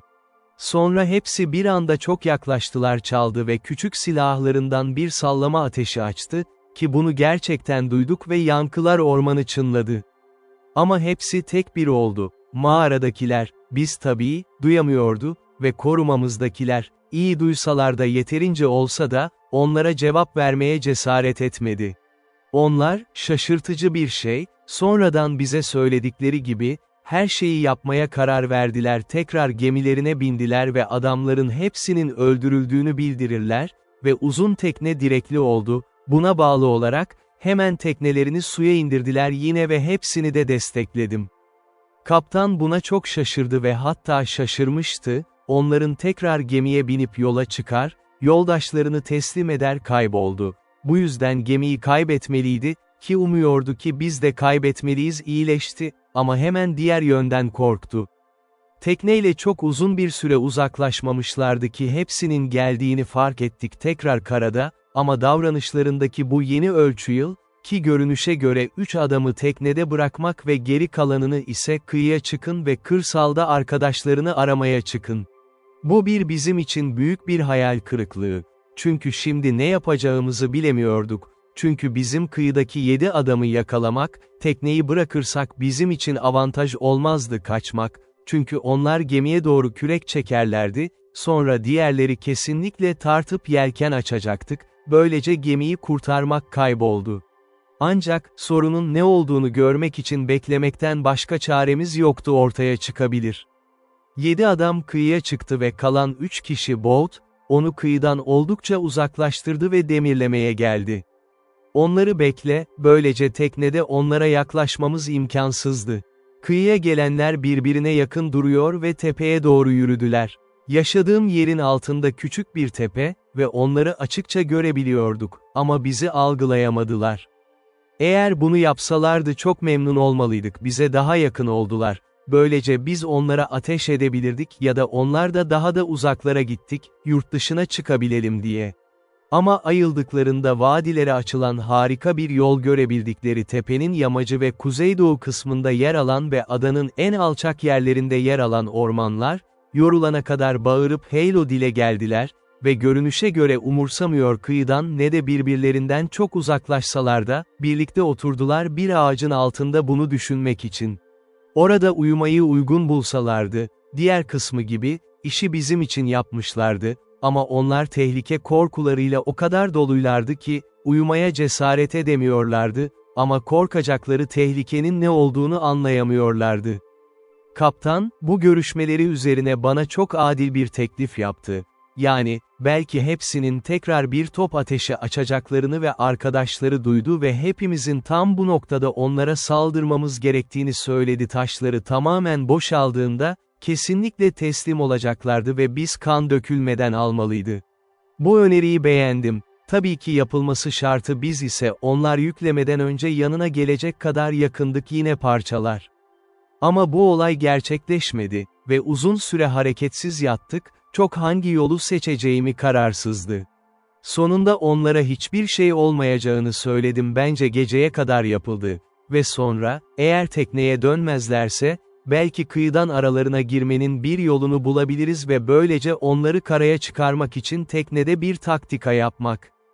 Çok bekledik oysa kaldırılmaları için çok sabırsızdı ve çok huzursuzdu, uzun danışmanın ardından hepsinin harekete geçip Deniz, görünüşe göre oranın tehlikesi konusunda çok korkunç endişeleri vardı tekrar gemiye binmeye, yoldaşlarını teslim etmeye karar verdiklerini kayboldu ve böylece gemiyle planladıkları yolculuklara devam ettiler. Kıyıya doğru gittiklerini fark eder etmez, Bunun böyle olduğunu hayal ettim aslında, arayışlarını bırakıp tekrar geri dönmeleriydi ve kaptan, düşüncelerimi ona anlatır söylemez batmaya hazırdı endişeleri. Ama hemen onları geri getirmek için bir plan düşündüm yine ve bu da benim sonuma bir title cevap verdi.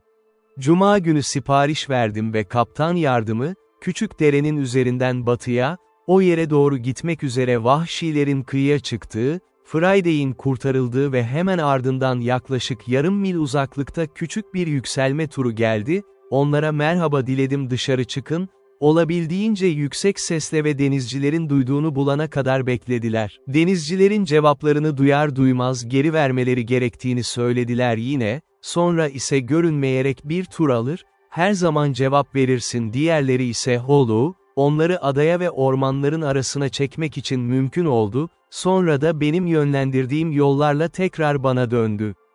Tam tekneye biniyorlardı ki Friday ve yardımcı hayal etti ve onlar hemen onları duydu ve cevap vererek kıyı boyunca batıya, duydukları ses, suyun olduğu dere tarafından durdurulduklarında yukarı çıkınca geçemediler ve tekneyi yukarı çağırıp yerleştirmelerini söylediler tamam, gerçekten de beklediğim gibi.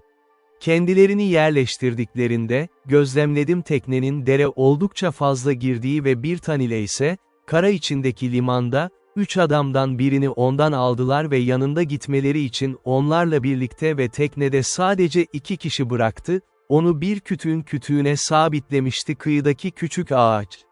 Dilediğim buydu ve hemen ayrıldı Friday ve kaptanın yardımcısı işlerine devam etti, geri kalanını da yanımda götürdüm ve dereyi onların gözünden uzaklaştırarak 2 adamı şaşırttık farkındaydılar, biri kıyıda yatıyordu, diğeri ise içerideydi tekne. Kıyıdaki adam uyuyup uyanık ve başlatma, önde gelen kaptan ona koştu ve onu yere serdi, sonra teknede ona pes etmesini, yoksa ölü olmasını söyledi. Onlar bir adamı teslim olmaya ikna etmek için çok az argümana ihtiyaç duydu ki 5 kişi görünce üzerine ve yoldaşına düşen adamlar yere serildi, üstelik, görünüşe göre bu, isyanda diğer mürettebat kadar güçlü olmayan üçü ve bu nedenle sadece teslim olmaya değil, sonrasında da çok bizimle içtenlikle. Bu arada, Friday ve kaptanın yardımcısı çok iyi işlerini, kendilerine çektikleriyle birlikte halle söylerek ve bir tepeden diğerine, bir ormandan diğerine cevap veriyor, ta ki sadece onları çok yormakla kalmadı, aynı zamanda oldukları yerde bıraktı, çok emin oldukları hava kararmadan tekneye geri ulaşamadı ve gerçekten de öyleydiler geri döndüklerinde kendileri de çok yorulmuştu. Artık tek yapacak şeyimiz yoktu, karanlıkta onları izlemek ve üzerine düşmek onlarla çalışmak için onları. Cuma geldikten birkaç saat sonra olmuştu teknelerine dönmeden önce bana geri dönürdü ve en öncülerini duyabiliyorduk onlardan, tam yukarı çıkmadan çok önce, arkadakileri yanlarına çağırmaları için çağırdı, ayrıca cevap verdiklerini, ne kadar sönük ve yorgun olduklarından şikayet ettiklerini duyabiliyordum ve daha hızlı gelemiyordu, bu bizim için çok hoş bir haberdi. Sonunda tekneye yaklaştılar, ama şaşkınlıklarını ifade etmek imkansızdır tekneyi dereye sıkıca oturttu, gelgit azaldı ve 2 adamları gitmiş. Birbirlerine çok üzücü bir şekilde seslendiklerini duyabiliyorduk, birbirlerine büyülü bir adaya girdiklerini söylemek, ya orada sakinlerdi ve hepsi öldürülmeliydi, yoksa öldürülmüş içinde şeytanlar ve ruhlar vardı ve hepsi götürülüp yenilmeli. Yine Halo dile geldiler ve 2 yoldaşlarına çok sayıda isimleriyle hitap ettiler zamanlar, ama cevap yoktu. Bir süre sonra küçük ışıkta onları görebildik. Orada, umutsuzlukta ellerini sıkarak koşturdukları ve bazen gidip tekneye oturup dinlenirlerdi, sonra karaya çıkarlardı yine, tekrar yürümek ve aynı şeyi tekrarlamak. Adamlarım bana karanlıkta hemen üzerlerine saldırmamı istedim. Ama ben onları bir avantaj olarak kullanmaya hazırdı, böylece onları korumak ve öldürmek birkaç tane elimden geldi ve özellikle de öldürülmeyi göze almaya istekli değildim diğerlerinin çok iyi silahlanmış olduğunu bildiği için adamlarımızın herhangi biri. Beklemeye karar verdim, ayrılıp ayrılmadıklarına bakmak ve bu yüzden, onlardan emin olmak için kendi çizimimi yaptım ambuscade yaklaştı ve Friday ile kaptanın ellerinin üzerine gizlice inmelerini emretti ve ayaklar, Yere mümkün olduğunca yakın olmaları için keşfetti ve teklif etmeden önce mümkün olduğunca yaklaştı ateş. Bu pozisyonda çok uzun sürmemişti ki, Boda görevlisi isyanın baş lideriydi ve şimdi kendini en üzgün göstermişti ve diğerlerinden ruhsuz bir şekilde, 2 kişi daha onlara doğru yürüdü. Mürettebat, kaptan, bu baş haydutçunun içinde bu kadar hevesliydi güç, ona bu kadar yaklaşmasına izin verecek kadar sabırsızca izin verecek kadar emin olamayacak kadar güçlü çünkü daha önce sadece dilini duydular, ama yaklaştıklarında, kaptan ve Friday, ayağa kalkarak onlara doğru fırlattılar. Yelken yerinde öldürüldü, sonraki adam vücudundan vuruldu ve hemen yanından düştü onu. Ancak 1-2 saat sonra öldü, üçüncüsü ise koştu. Ateşin sesi üzerine hemen tüm ordumla birlikte ilerledim. Ki bu ordu şimdi 8 kişi, yani ben, Generalissimo, Cuma, Kor Generalim, Kaptan ve 2 adamı ile güvendiğimiz 3 savaş esiri kollarla. Gerçekten de karanlıkta karşılaştık ki göremiyorlar sayımız ve teknede bıraktıkları adamı yaptım. Şimdi o da onları isimleriyle çağırmaya, bir görüşmeye getiremeyeceğime çalışmak ve böylece belki onları şartlara indirgeleyebilir, ki tam istediğimiz gibi döküldü, gerçekten de, o zamanlar durumları olduğu için çok iyi olacaklarını düşünmek kolaydı teslim olmaya hazır. Bu yüzden olabildiğince yüksek sesle birine sesleniyor, Tom Smith. Tom Smith. Tom Smith hemen cevap verdi, evet o Robinson, diye düşündü, çünkü sesi tanıyordu. Diğeri cevap verdi, ay, Tanrı aşkına, Tom Smith, silahlarını bırak ve teslim ol, yoksa şu anda hepiniz ölü adamsınız. Kime boyun eğmeliyiz? Burada öyle mi? Diyor Smith tekrar. İşte buradalar, diyor, işte kaptanımız ve yanında 50 adam, seni avladılar bu 2 saat, botlayıcı öldürülür, Will Ferrey'e yaralandı, ben ise mahkum ve teslim olmazsanız hepiniz kaybolursunuz. Yapacaklar mı? O zaman bize küçümseme ver, öyle mi? Diyor Tom Smith ve teslim oluruz. Eğer teslim olacağına söz verirsen gidip soracağım, dedi Robinson, kaptana sordu ve kaptan bizzat seslendi, sen, Smith, sesimi biliyorsun, hemen silahlarını bırakıp teslim olursan, Will Atkins hariç hepsi hayatınızı alacak. Bunun üzerine Will Atkins bağırdı, Allah aşkına, kaptan, bana ver çeyrek, ne yaptım ben? Hepsi benim kadar kötüydü, ki bu da doğru değildi. Çünkü görünüşe göre bu Will Atkins ilk yumurtlayan adamdı kaptanı ilk isyan ettiklerinde tuttu ve onu bağlamak için barbarca kullandı ellerini ve ona hakaret eden kelimeleri kullanıyordu. Ancak kaptan ona silahlarını takdirine göre bırakmalı ve valinin merhametine güvenmelidir. Yani beni kastediyordu, çünkü hepsi bana vali diyordu. Kısaca, hepsi yattı kollarına kadar hayatlarını yalvardı ve görüşen adamı gönderdim onlarla birlikte ve hepsini bağlayan 2 kişi daha ve sonra 50 kişilik büyük ordum bu üçüyle birlikte, 8 hariç hepsi vardı, gelip ele geçirdiler onları ve teknelerinde, sadece kendimi ve birini daha gözden uzak tuttuğum devlet nedenleriyle. Sonraki işimiz tekneyi tamir etmek ve gemiyi ele geçirmeyi düşünmekti ve kaptan, artık onlarla görüşmek için boş vakti vardı. Onlarla birlikte konuştu onunla yaptıkları kötülükler ve daha fazla kötülük üzerine tasarımlarının ve bunun onları mutsuzluk ve sıkıntıya sürüklemesi gerektiğini sona ve belki de dar ağaca kadar. Hepsi çok tövben görünüyordu ve hayatları için çok yalvardılar. Buna gelince, onların kendisine ait olmadığını söyledi mahkumlar ama adanın komutanları, onların sandığı onu ıssız bir adada kıyıya çıkardı.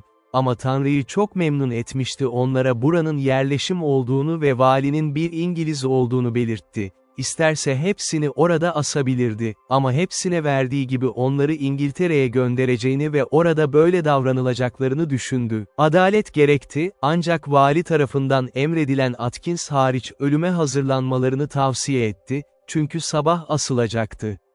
Her ne kadar bu tamamen kendi kurgusu olsa da, istediği etkiyi yarattı. Atkins diz çöküp kaptandan valiye arabuluculuk yapmasını istedi hayatı için ve diğerleri ondan, Allah aşkına, İngiltere'ye gönderilmeyebilir. Şimdi aklıma geldi ki kurtuluş zamanımız gelmişti ve bu adamları içeri almak çok kolay olurdu. çünkü onlar da cesaretli olurdu geminin mülkiyeti, bu yüzden karanlıkta onlardan uzaklaştım, belki de yok nasıl bir vali olduklarını gördüm ve kaptanı bana çağırdı, aranan bir adam, iyi bir mesafeden tekrar konuşması ve şöyle söylemesi emredildi kaptana, kaptan, komutan sizi çağırıyor, ve hemen kaptan cevap verdi, ekselanslarına söyle, ben Adil geliyorum. Bu onları daha da şaşırttı ve hepsi komutan 50 adamıyla hemen yanımdaydı. Kaptan bana geldiğinde, ben gemiyi ele geçirme projemi ona anlattım, ki bu projeyi çok beğenmişti ve ertesi sabah uygulamaya koymaya karar verdi. Ama bunu gerçekleştirebilmek için daha fazla sanatla ve başarıyı garanti altına almak için ona bölmemiz gerektiğini söyledim.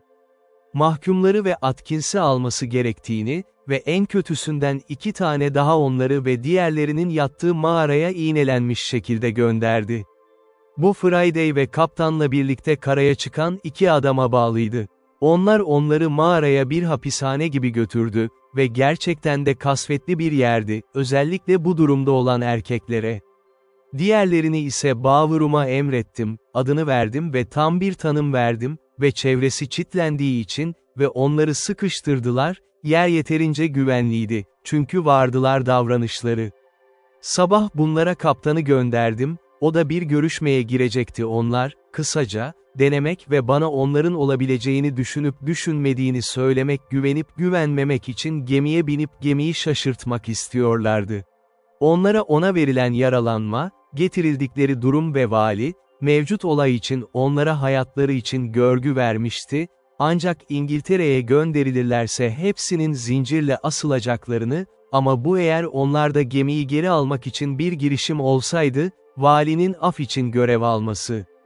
Herkes, böyle bir teklifin erkekler tarafından ne kadar kolay kabul edileceğini tahmin edebilir durum, kaptana diz çöktüler ve söz verdiler, en derin küfretmeleri, son damlasına kadar ona sadık kalacaklarına dair ve hayatlarını ona borçlu olmaları ve onunla birlikte her yerde gitmeleri gerektiğini söylediler. Dünya, onu yaşadıkları sürece onlara baba olarak sahipleneceklerini söylediler. Peki, diyor kaptan, valiye söylemeliyim ne dediğini ve onun onayını almak için ne yapabileceğimi göreceğim. Yani o bana onları nasıl bir huyla bulduğunu anlattı ve gerçekten sadık olacaklarına inanıyordu. Ama çok güvende olabileceğimizi söyledim tekrar geri dönüp, o 5'i seçmeli ve onlara şöyle söylemeliydi ki, adam istemediğini, o 5'i kendi olacakları için ortadan kaldıracağını görebilirdi yardımcılar ve valinin diğer ikisini, 3'ünü de elinde tutacağını belirtti sadakati için rehin olarak kaleye, mağarama, esir gönderildi. O 5 ve eğer idamda sadakatsiz olurlarsa, 5 rehineler kıyıda canlı canlı zincirlerle asılmalı. Bu durum ciddi görünüyordu ve valinin ciddi olduğuna onları ikna etti. Ancak artık bir yolları kalmamıştı sadece bunu kabul etmeleri gerekiyor. Ve artık bu mahkumların işiydi, kaptanın diğer 5'ini görevlerini yerine getirmeleri için ikna etmek için. Artık sefer için gücümüz böyle belirlenmişti. Önce kaptan, onun eş ve yolcu, ikincisi, birinci çetenin 2 mahkumu ki, kaptandan karakterlerini alarak onlara özgürlük vermiştim ve güvenmiştim onları silahlarla, üçüncüsü, şimdiye kadar kutağımda sakladığım diğer 2 kişi, pinyona sıkışmıştı, ancak kaptanın hareketiyle artık serbest bırakılmıştı, dördüncüsü, bunlar sonunda 5 film serbest bırakıldı. Böylece toplamda 12 kişi vardı, 5'i dışında tuttuk mağaradaki rehineler için mahkumlar. Kaptana, bu ellerle gemiye çıkmaya istekli olup olmadığını sordum. Gemi, ama benim ve adamım Cuma için, bunun bizim için uygun olmadığını düşündüm 7 adam geride bırakarak harekete geçmek, ve bu bizim için yeterli istihdam oldu onları parçalara ayırır ve onlara erzak sağlar. Mağaradaki 5 kişi için ise, ben onları hızlı tutmaya karar verdim ama Friday günde 2 kez onları yanına giderdi, ikmal için onlara gerekli malzemeler, diğer ikisine de erzak taşımayı bir yere yaptırdım. Mesafe, Cuma günü onları götüreceği yer. 2 rehineye kendimi gösterdiğimde, kaptanla birlikteydim, o da söyledi onlara bakmak için valinin emrettiği kişi bendim, ve valinin zevki miydi, başka bir yerde hareket etmemeleri dışında benim tarafımdan yönetmenlik, eğer yaparlarsa, kaleye alınacaklarını ve yere yatıracaklarını söylediler Zümrütlüler de, böylece beni vali olarak görmelerine asla izin vermedik. Şimdi başka bir kişi olarak ortaya çıktı ve validen, garnizondan, kalede ve benzerlerinde, her durumda. Kaptan artık önünde zorlanmadan 2 teknesini hazırlamak zorunda kaldı, birinin ihlali durdur ve onları görevlendir.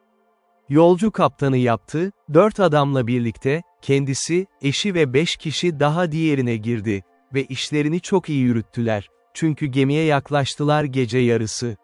Gemiye yaklaştıkları anda, Robinson'a salam vermesini sağladı onlara ve adamları ve tekneyi çıkardıklarını söyle, ama bunun gerçekten onları bulmadan çok önce, sohbette tutarak tutmuşlardı ta ki geminin yanına gelene kadar, kaptan ve başbaşı içeri girdiğinde önce kollarıyla hemen ikinci başı ve marangozu yere serdiler tüfeklerinin ucuyla, çok sadakatle destekleniyorlardı. Erkekler, ana ve arka güvertedeki diğer tüm malzemeleri güvence altına aldılar ve kapakları bağlamaya başladı, aşağıda kalanları aşağıda tutmak için, diğerinin tekne ve adamları, ön zincirlerden girerek geminin güvertesini güvence altına aldılar. Gemi ve aşhane odasına inen batak, 3 adam yaptı, orada mahkumlar bulundu. Bu iş tamamlandığında ve güvertede güvende olduğunda, kaptan 3 adamla birlikte eşbaşçıya yuvarlak eve girmesini emretti, burada yeni isyancı kaptan Ley, alarmı aldıktan sonra ayağa kalkmıştı ve 2 adamla birlikte ve bir çocuğun ellerinde ateşli silahlar vardı ve bir kargayla, kapıyı yarıp açtılar, yeni kaptan ve adamları cesurca aralarında ateş açtı ve kolunu kırdı. Kolunu kırdı ve 2 kişi daha yaralandı adamların arasından ama kimseyi öldürmedi. Yardım çağıran acele etti, yaralı olduğu için yuvarlak eve girdi ve tabancasıyla yeni silahı vurdu, kaptan kafasından geçti, mermi ağzından girdi ve tekrar çıktı, bir kulağının arkasına girdi, böylece bir daha kelime etmedi, geri kalanını da anlattı, teslim oldu ve gemi fiilen ele geçirildi, daha fazla can kaybı olmadan. Gemi bu şekilde güvence altına alınır bağlanmaz kaptan 7 top yerleştirmesini emretti, ateşlendi, bu da benimle anlaşılmış bir işaretti ve onun haberini vermemi sağladı, başarı elde ettim, ki bunu duyduğuma çok sevindim, oturup izledikten sonra sabah 2 civarına kadar kıyıda kaldı. Böyle işareti net duydum, yere yattım ve harika bir gündü yorgunluk için, çok derin uyudum, ta ki bir sesi beni şaşırtan kadar. Silah ve hemen harekete geçerken, bir adamın bana şu adıyla seslendiğini duydum, "Vali! Vali!" diye konuştu ve hemen kaptanın ses, tepenin zirvesine tırmandığında orada durdu ve işaret etti gemiye doğru, beni kollarına aldı, "Sevgili dostum ve kurtarıcı," diyor, "gemin orada, çünkü o her şeydir senin, biz de öyleyiz ve ona ait olan her şey." Gözlerimi gemi ile birlikte oradaydı, kıyıdan biraz fazla yarım mil mesafede, için onu ele geçirdikten sonra demirini tartmışlardı ve, hava iyi olduğundan, onu Sven'in ağzının hemen yanında bir demire atmıştı Little Creek, ve gelgit yükseldiğinde, kaptan pinnacı getirmişti sallarımı ilk indirdiğim yerin yakınında, bu yüzden tam benim yerimde indim kapı. İlk başta bu sürprizle çökmeye hazırdım, çünkü ben kendi kurtuluş, gerçekten, gözle görülür şekilde elime bırakıldı, her şey kolay ve büyük beni istediğim yere götürmeye hazırdı. Başta, bazıları için zamanla ona tek kelime bile cevap veremedim, ama beni kollarına aldığı gibi ona sıkıca tutundum, yoksa yere düşmeliydim. Algıladı, şaşırttı ve hemen cebinden bir şişe çıkardı ve bana bir yudum verdi, sıcak bir şey, ki bunu bana kasıtlı olarak getirmişti. İçtikten sonra oturdum yere inmek ve kendime gelsem de, yine de iyiydi, ona tek kelime bile edemedim. Tüm bu zaman boyunca zavallı adam büyük bir coşku vardı. Ama şaşırmadım ve dedi ki binlerce nazik şey, beni toparlayıp kendime getirmek için, ama göğsümdeki sevinç seli öyleydi ki, tüm ruhumu kafa karışıklığı, sonunda gözyaşlarına boğuldu ve kısa bir süre sonra konuşmamı geri kazandım, sonra sıramı aldım ve onu kurtarıcım olarak kucakladım ve birlikte seviniyorduk. Ona cennet tarafından gönderilen bir adam olarak gördüğümü söyledim. Beni kurtardı ve tüm işlemin bir harikalar zinciri gibi göründüğünü, böyle şeylerin gizli bir elin tanıklıkları olduğunu dünyayı yönetmek ve sonsuzluğun gözünün kanıtı güç dünyanın en uzak köşesine kadar arama yapabilir ve yardım gönderebilir. İstediği zaman mutsuz. Minnetle kalbimi kaldırmamayı unuttum cennete ve ne kalp onu kutsamaktan kaçınabilirdi, ki sadece bir mucizevi bir şekilde, böyle bir çobanlıkta, böyle ıssız bir yerde bana yardım etti ancak her kurtuluşun her zaman kabul edilmesi gereken bir durum devam et. Bir süre konuştuktan sonra kaptan bana biraz şey getirdiğini söyledi geminin sunduğu gibi bir ferahlık ve daha önce yaşanan zavallılar gibi uzun zamandır efendileri onu yağmalamamıştı. Bunun üzerine yüksek sesle seslendi gemiyle birlikte adamlarına vali için olan eşyaları karaya getirmesini emretti ve, aslında, sanki ben kapanmayacak biriymişim gibi bir hediyeydi onlarla birlikteydim, ama sanki hala adada kalmışım gibi. İlk olarak, bana 6 büyük tatlı su dolu bir kutu şişe getirdi Madeira şarabı şişeleri, şişeler 2 litre, 2 pound mükemmel iyi tütün, geminin 12 iyi sığır eti ve 6 parça domuz eti parçaları, bir torba bezelye ve yaklaşık 100 kilo bisküvi, o ayrıca bana bir kutu şeker, bir kutu un, bir çanta limon ve 2 kutu getirdi limon suyu şişeleri ve bolca başka şey. Ama bunların dışında, ve bana 1000 kat daha faydalı olan, bana 6 yeni temizlik getirdi gömlek, 6 çok iyi boyun buyum, 2 çift eldiven, 1 çift ayakkabı, 1 şapka, ve 1 çift çorap, kendisine ait çok iyi bir kıyafet takımı vardı çok az aşınmıştı, kısaca beni baştan ayağa giydirmişti. O herkesin hayal edebileceği gibi, benim içimdeki birine çok nazik ve hoş bir hediyeydi koşullar vardı. Ama dünyada hiç bu tür bir şey bu kadar hoş olmamıştı. İlk başta böyle kıyafetler giymek bana garip ve huzursuz gelse de. Bu törenler bittikten ve tüm iyi şeyleri getirildikten sonra küçük daireme girdikten sonra, ne yapılması gerektiği konusunda görüşmeye başladık. Tutuklularımız, çünkü almaya cesaret edip etmeyeceğimizi düşünmeye değerdi onlarla olsun olmasın, özellikle de ikisini, onları iyilenemez olarak bildiği ve son dereceye kadar dirençli ve kaptan, onların böyle olduğunu bildiğini söyledi onlara yardım etmeyeceğini ve eğer götürdüğünde bunun şart olduğunu söyleyen serseriler suçlu olarak ilk anda adalete teslim edilmek üzere Zümrütlü olmalı İngiliz kolonisine gelebilirdi ve kaptanın kendisi de çok endişeli. Bunun üzerine ona, isterse benim de istediğimi söyledim bahsettiği 2 adamı getirmeye söz verdiler, kendi istekleri haline getirmeleri için onları adada bırakmalı. Buna çok sevinmeliyim, kaptan şöyle der, tüm kalbimle. Peki, diyorum, onları çağırıp senin için konuşacağım. Ben de Friday ve 2 rehine, çünkü artık taburcu edilmişti, yoldaşları sözünü yerine getirmişti, diyorum ki, onları mağaraya gönderdim. Ve 5 adamı, her ne kadar sıkıştırılmış halde olsalar da, Bower'a getir ve orada tut ben gelene kadar. Bir süre sonra yeni alışkanlığımla oraya geldim ve şimdi ben tekrar vali olarak çağrıldı. Herkes tanışmış, kaptan da yanımda olduğu için, adamları önüme getireceğimi söyledim ve onlara onların tam bir hesabını aldığımı söyledim.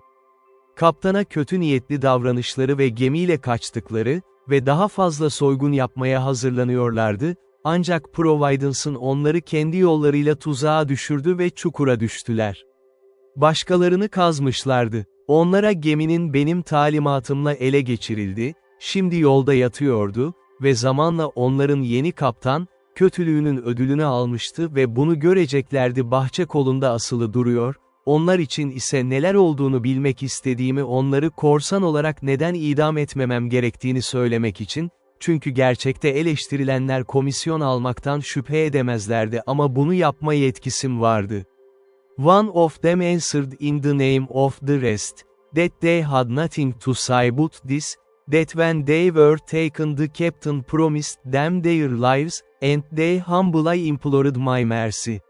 But I told them I knew not what mercy to show them, for as for myself, I had resolved to quit the island with all my men, and had taken passage with the captain to go to England, and as for the captain, he could not carry them to England other than as prisoners in irons, to be tried for mutiny and running away with the ship, the consequence of which, They must needs know, would be the gallows, so that I could not tell what was best for them, unless they had a mind to take their fate in the island.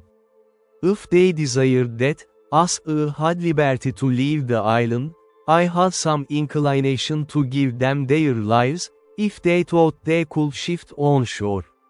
They seemed very thankful for it, and said they would much rather venture to stay there than be carried to England to be hanged. So I left it on that issue. Ancak kaptan, sanki cesaret etmiyormuş gibi biraz zorluk yaratıyor gibiydi, orada bırak. Bunun üzerine kaptana biraz kızgın göründüm ve söyledim onların benim mahkumlarım olduğunu, onun değil ve onlara böyle bir teklif verdiğimi çok iyilik, sözümün üstünde dururdum ve eğer uygun görmezse onları bulduğum gibi özgür bırakırdım ve eğer o bunu yapmazsa belki onları yakalayabilseydi tekrar alabilirdi. Bunun üzerine çok minnettar göründü ve onları serbest bıraktım ve onları emrettim ormana çekilir, geldikleri yere gider ve onları bırakırım. Bazı ateşli silahlar, biraz mühimmat ve nasıl yaşamaları gerektiği konusunda bazı talimatlar tabii ki, uygun bulurlarsa. Bunun üzerine gemiye binmeye hazırlandım. Ama kaptana o gece kalacağımı söyledim. Eşyalarımı hazırlamak için kalacağımı söyledim ve onu istedim. Bu arada gemiye binme, gemide iyi kalması ve ertesi gün benim için kıyıya tekne yaptı. Her halükarda, ona yeni kaptan, öldürüldü ve bu adamların görebileceği şekilde asılması için tersane kolunda asıldı onu. Kaptan gittikten sonra adamları yanıma çağırdım, daireme geldim ve durumları hakkında ciddi şekilde tartışmaya girdi. Onlara söyledim, doğru bir seçim yaptıklarını düşündüm, kaptan onları taşımış olsaydı kesinlikle asılacaklardı. Onlara yeni kaptanı gösterdim, geminin tersane kolu ve onlara bekleyebilecekleri bir şey olmadığını söyledi. Hepsi kalacaklarını açıklayınca, kalacağımı söyledim, onları orada yaşadığım hikayeye dahil edin ve onları yaratma yoluna koyun. Onlar için kolay. Buna göre, onlara yerin tüm tarihini anlattım ve oraya gelmem, onlara tahkimatlarımı, ekmek yapma şeklimi gösterdim, mısırımı ektim, üzümlerimi kürledim ve kısacası, gerekli olan her şeyi onları kolaylaştırın. Onlara ayrıca 17 İspanyol'un hikayesini de anlattım. Bekleniyordu, ona bir mektup bıraktım ve onlara tedavi etme sözü verdirdim, kendileriyle ortak bir şey. Burada, mürekkebi olan kaptanın gemideyken, mürekkep yapmanın bir yolunu hiç bulmadığıma çok şaşırdım. Kömür ve su ya da başka bir şeyin için, çünkü çok daha fazlasını yapmıştım zor. Onlara ateşli silahlarımı bıraktım, yani 5 tüfek, 3 kuş balığı ve 3 kılıç. 1,5 varilden fazla barut kalmıştı, çünkü sonrasında ilk 2 yıl çok az kullandım ve hiç boşa harcamadım.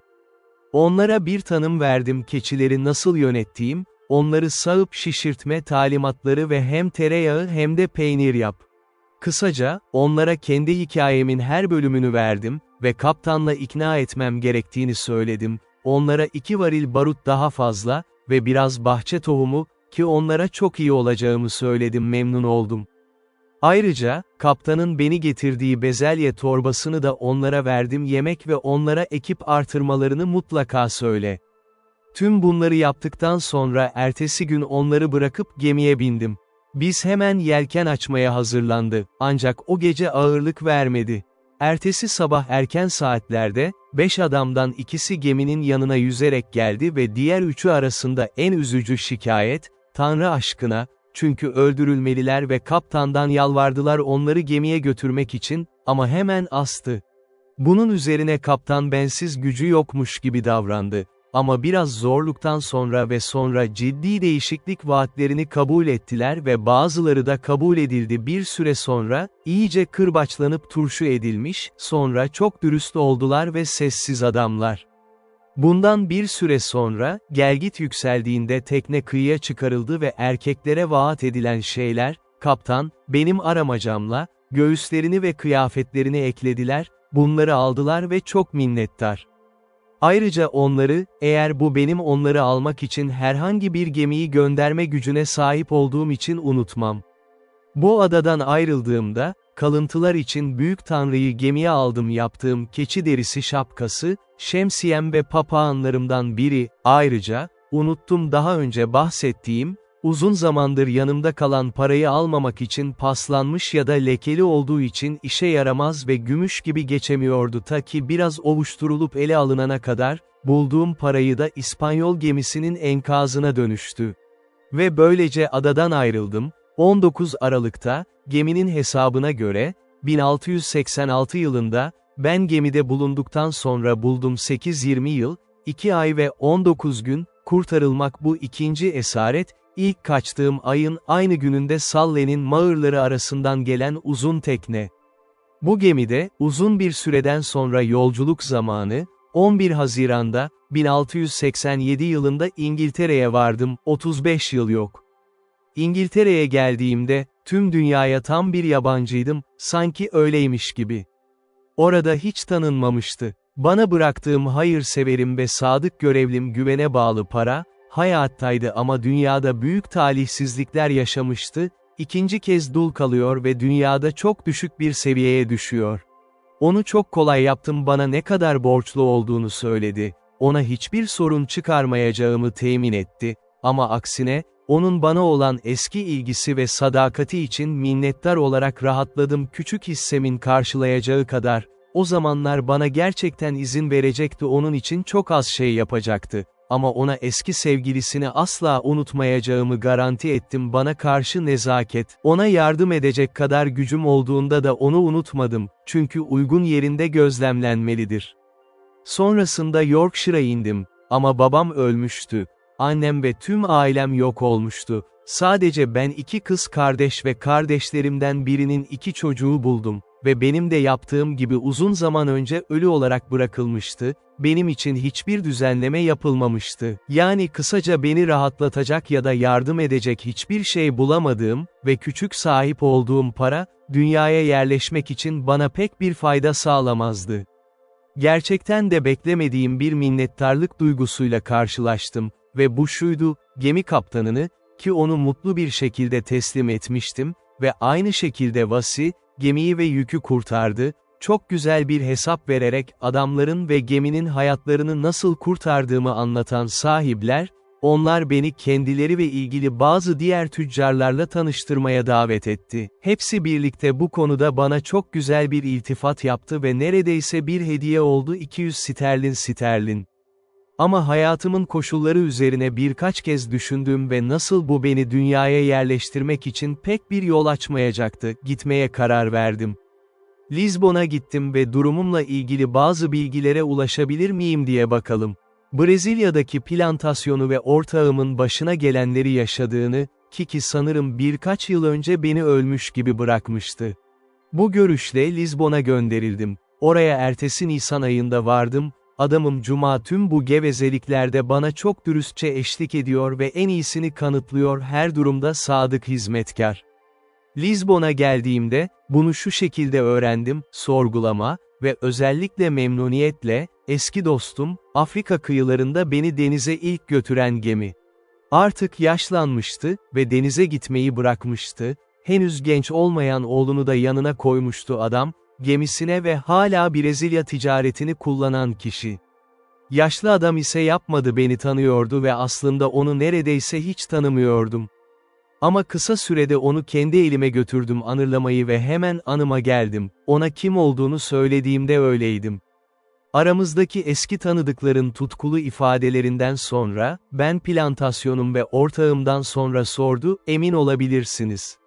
Yaşlı adam söyledi, yaklaşık 9 yıldır Brezilya'da bulunmamıştı. Ama yapabileceğini, o ayrıldığında ortağımın hayatta olduğunu bana temin ettiler, ama mütevelliler benim payımı anlamak için onunla birleşmiştim ve ikisi de ölmüştü, ki, ancak benim çok iyi bir şekilde gelişeceğimi düşünüyordu. Plantasyon, bunun için, genel olarak dışlanmış olmama inancına dayanarak ve boğulan vekillerim, benim payımın ürününü vermişti. Plantasyon, savcı Mali Bakanına, o da onu kullanmıştı, belki hiç olmazsam onu almak için geldi, 1/3 krala, 2/3 ise Aziz Manastırı'na verildi. Agustin'e, yoksulların yararına ve dönüşüm için harcanacak Kızılderililerin Katolik inancına geçinmesi, Ama eğer ben ya da herhangi biri için ortaya çıkarsam mirası talep etmek için geri verilecekti, sadece iyileşme veya yıllık üretim, hayır amaçlı amaçlara dağıtıldığı için mümkün değildi geri getirildi. Ama bana kralın gelir yöneticisinin topraklar ve manastırın koruyucusu, providor, her şeyi özenle göstermişti bunun yanında, mevcut başkan, yani ortağım, her yıl sadık bir ürünlerin hesabı, ki onlar benim payımı almışlardı. Ona sordum eğer plantasyonu ne kadar büyük bir iyileştirmeye getirdiğini bilseydi ve bunun bakıma değer olup olmadığını düşündüğü ya da benim giderken mi orada hakkımı almama engel olur muydu? Plantasyonun tam olarak ne kadar olduğunu söyleyemediğini söyledi geliştirildi ama bunu biliyordu ki ortağım fazlasıyla zengin olmuştu kendi kısmından keyif almak ve hatırladığı kadarıyla kralın benim payımın 1/3'ünü duydum, ki görünüşe göre bu para bağışlanmıştı başka bir manastır veya dini eve ile, 200'ün üzerinde bir kişi bir yıl boyunca devam ediyor. Sessiz bir sahipliğe geri döndüğüm için, bunun hakkında hiçbir şüphe yoktu, partnerim hayatta olduğu için beni görmüştü unvanım ve adımın da ülke kayıt listesine kayıtlı olması, ayrıca o iki mütevelli heyetimin hayatta kalanlarının çok adil ve dürüst insanlar olduğunu söyledi ve çok zengin ve sadece onların yardımını alacağımı sanıyordu. Beni eline aldı ama çok önemli bir para bulacaktı onların elleri, benim hesabım, çiftliğin ürünleri, babaları ise güveni elinde tuttu ve yukarıda olduğu gibi bırakılmadan önce, hatırladığı gibi, yaklaşık 12 yıl boyunca. Bu anlatıma karşısında biraz endişeli ve huzursuz oldum ve sordum yaşlı kaptan, mütevelli üyelerinin benim mülklerimi böyle ortadan kaldırması nasıl oldu? Etkileri, benim vasiyetimi yaptığımı ve onu Portekizli yaptığımı bildiğinde kaptan, evrensel varisim ve benzer.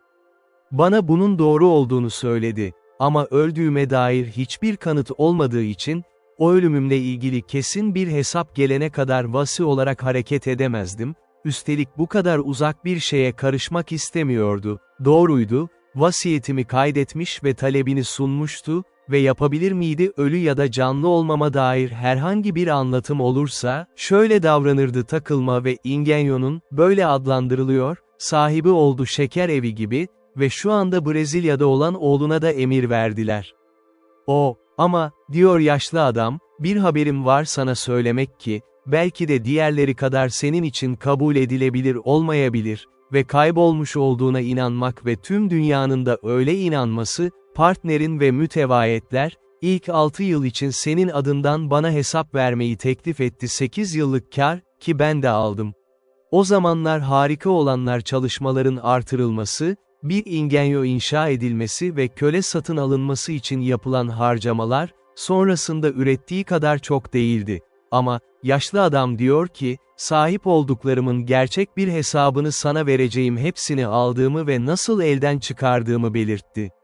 Bu, eski arkadaşla birkaç gün daha görüştüğünü söyledikten sonra, plantasyonumun ilk 6 yıllık gelirinin imzalı hesabını ortağım ve tüccar mütevelli heyetler, her zaman mal olarak teslim ediliyordu, yani. Rulo içinde tütün ve sandıklarda şeker, ayrıca rom, pekmez ve benzeri. Şeker işinin sonucu ve bu anlatımdan anladım ki, her yıl gelir önemli ölçüde arttı, ancak yukarıda belirtildiği gibi, ödemeler büyüktü, başta küçük bir miktardı, ama yaşlı adam bana gösterdi ki bana borçlu 470 moidor altın, ayrıca 60 sandık gemisinde kaybolan şeker ve 15 çift tütün rulosu, o Lizbon'a eve dönerken gemi kazasına uğramıştı, benimle yaklaşık 11 yıl sonra. Yeri almak. İyi adam sonra talihsizliklerinden şikayet etmeye başladı ve kayıplarını geri almak için paramı kullanmak zorunda kaldığını ve satın aldığını ona yeni bir gemide pay veriyordu. Ama eski dostum, diyorsa, ihtiyacınız için bir malzemeye ihtiyacınız olmayacak ve oğlum geri dönüşler tamamen tatmin olacaksın.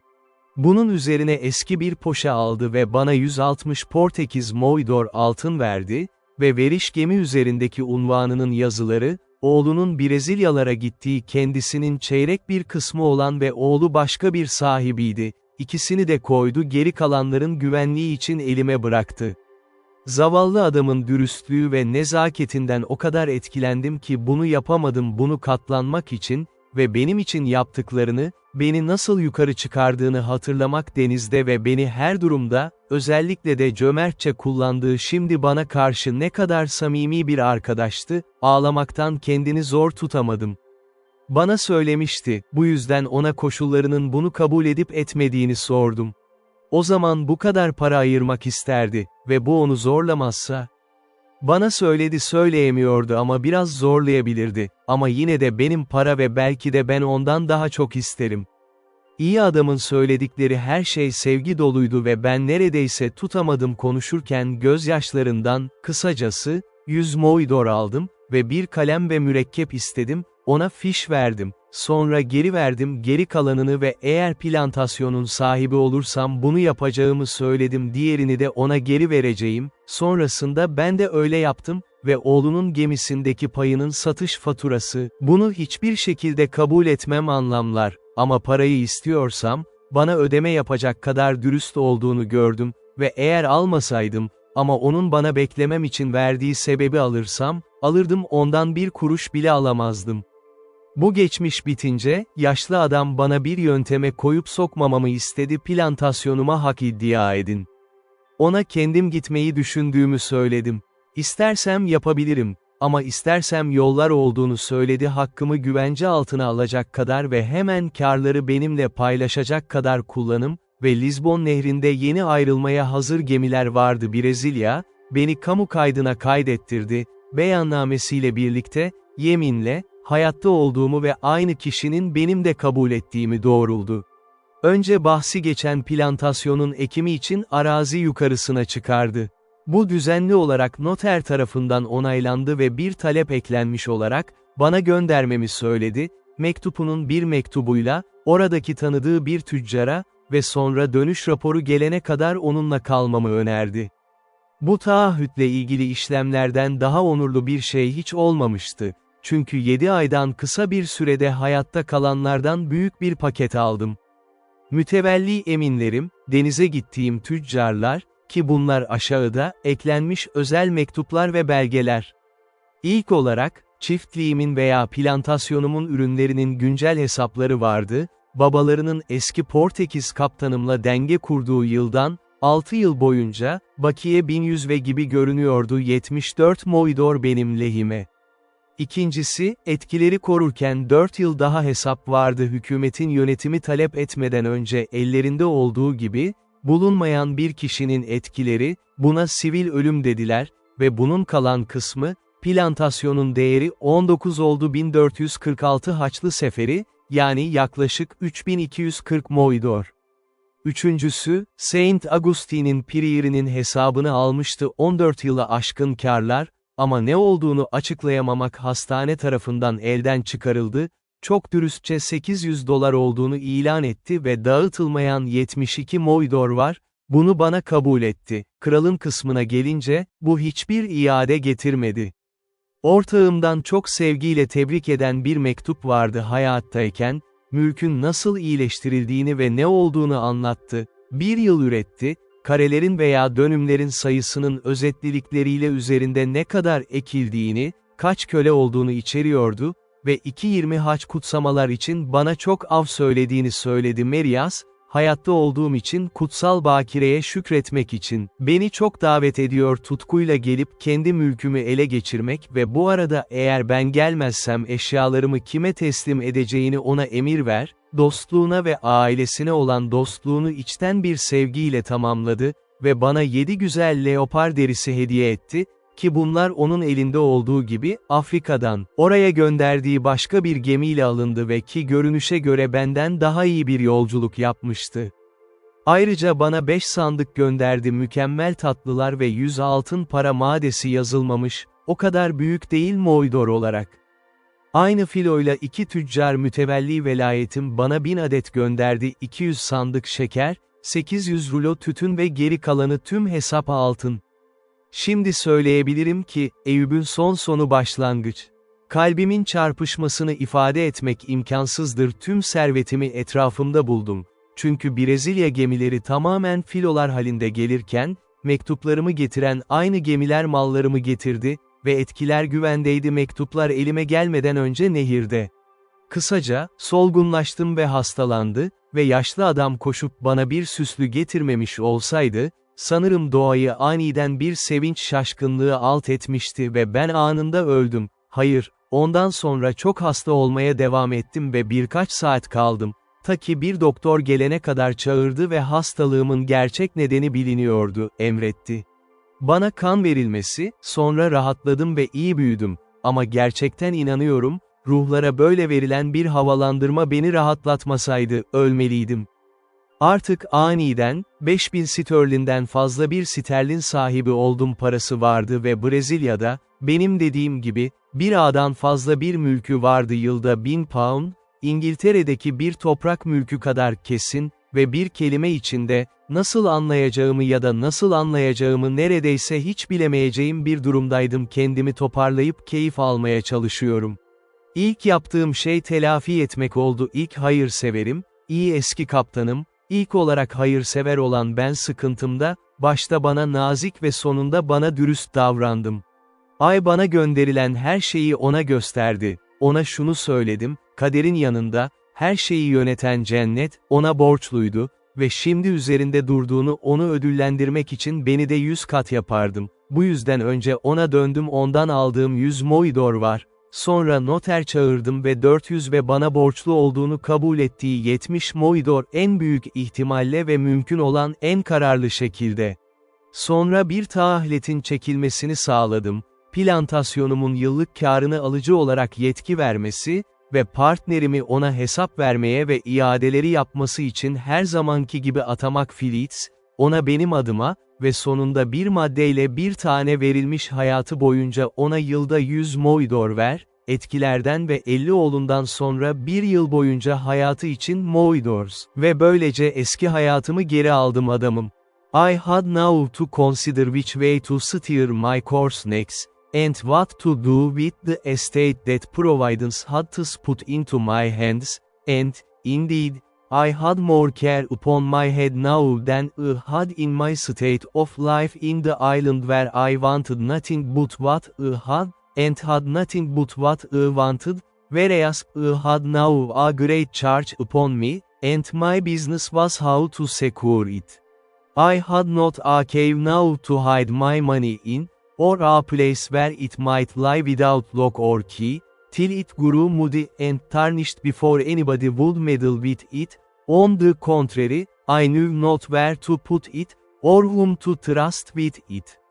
My old patron, the captain, indeed, was honest, and that was the only refuge I had.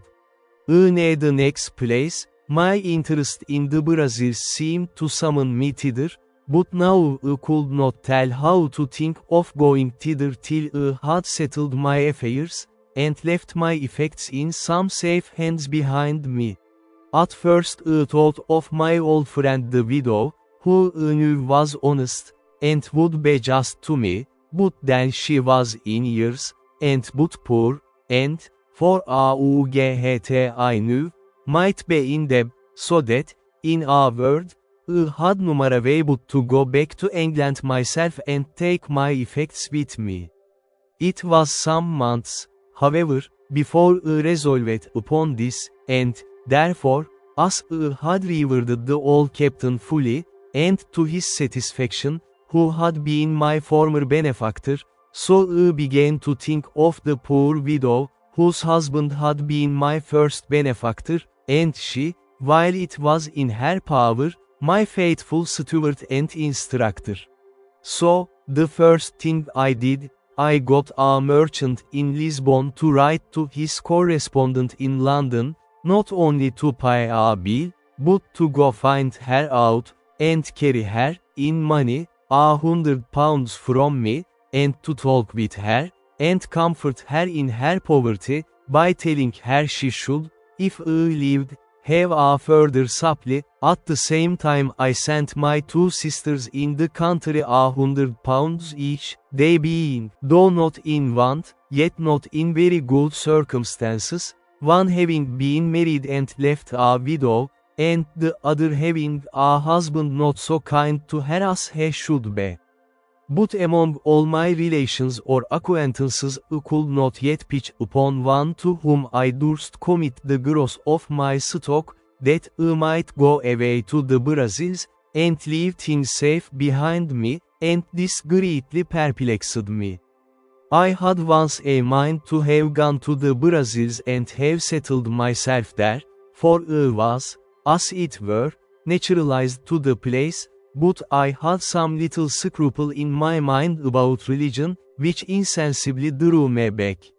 However, it was not religion that kept me from going there for the present, and as I had made numerous scruple of being openly of the religion of the country all the while I was among them, so neither did I yet, only that, now and then, having of late thought more of it than formerly, when I began to think of living and dying among them, I began to regret having professed myself a papist and thought it might not be the best religion to die with.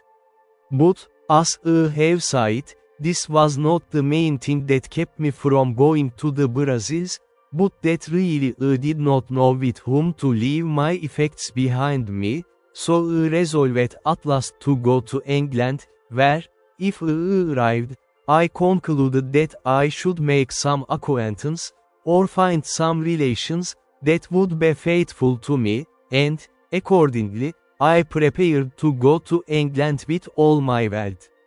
In order to prepare things for my going home, I first, the Brazil fleet being just going away, resolved to give answers suitable to the just and faithful account of things I had from thence, and, first, to the Prior of Saint Augustine I wrote a letter full of thank for his just dealings, and the offer of the 872 moidores which were undisposed of, which I desired might be given, 500 to the monastery, and 372 to the poor, as the Prior should direct, desiring the good Father's prayers for me, and the like. I wrote next a letter of thanks to my two trustees, with all the acknowledgment that so much justice and honesty called for. As for sending them any present, they were far above having any occasion of it. Lastly, I wrote to my partner, acknowledging his industry in the improving the plantation, and his integrity in increasing the stock of the works, giving him instructions for his future government of my part, according to the powers I had left with my old patron, to whom I desired him to send whatever became due to me, till he should hear from me more particularly, assuring him that it was my intention not only to come to him, but to settle myself there for the remainder of my life. To this I added a very handsome present of some Italian silks for his wife and two daughters, for such the captain's son informed me he had, with 2 pieces of fine English broadcloth, the best I could get in Lisbon, 5 pieces of black baize, and some Flanders lace of a good value. Having thus settled my affairs, sold my cargo, and turned all my effects into good bills of exchange, my next difficulty was which way to go to England. I had been accustomed enough to the sea, and yet I had a strange aversion to go to England by the sea at that time, and yet I could give numerous reason for it, yet the difficulty increased upon me so much, that though I had once shipped my baggage in order to go, yet I altered my mind, and that not once but 2 or 3 times. It is true I had been very unfortunate by sea, and this might be one of the reasons, but let numerous men slight the strong impulses of his own thoughts in cases of such moment. 2 of the ships which I had singled out to go in, I mean more particularly singled out than any other, having put my things on board one of them, and in the other having agreed with the captain, I saw 2 of these ships miscarried. One was taken by the Algerines, and the other was lost on the start, near Torbay, and all the people drowned except 3, so that in either of those vessels I had been made miserable. Having been thus harassed in my thoughts, my old pilot, to whom I communicated everything, pressed me earnestly not to go by sea, but either to go by land to the Groine, and cross over the Bay of Biscay to Rochelle, from whence it was but an easy and safe journey by land to Paris, and so to Calais and Dover, or to go up to Madrid, and so all the way by land through France. In a word, I was so prepossessed against my going by sea at all, except from Calais to Dover, that I resolved to travel all the way by land, which, as I was not in haste, and did not value the charge, was by much the pleasanter way, and to make it more so, my old captain brought an English gentleman, the son of a merchant in Lisbon, who was willing to travel with me. After which we picked up 2 more English merchants also, and 2 young Portuguese gentlemen, the last going to Paris only, so that in all there were 6 of us and 5 servants, the 2 merchants and the 2 Portuguese, contenting themselves with 1 servant between 2, to save the charge, and as for me, I got an English sailor to travel with me as a servant, besides my man Friday, who was too much a stranger to be capable of supplying the place of a servant on the road. In this manner I set out from Lisbon, and our company being very well mounted and armed, we made a little troop, whereof they did me the honor to call me captain, as well because I was the oldest man, as because I had 2 servants, and, indeed, was the origin of the whole journey. As I have troubled you with none of my sea journals, so I shall trouble you now with none of my land journals, but some adventures that happened to us in this tedious and difficult journey I must not omit. When we came to Madrid, we, being all of us strangers to Spain, were willing to stay some time to see the court of Spain, and what was worth observing, but it being the latter part of the summer, we hastened away, and set out from Madrid about the middle of October, but when we came to the edge of Navarre, we were alarmed, at several towns on the way, with an account that so much snow was falling on the French side of the mountains, that several travelers were obliged to come back to Pamplona, after having attempted at an extreme hazard to pass on.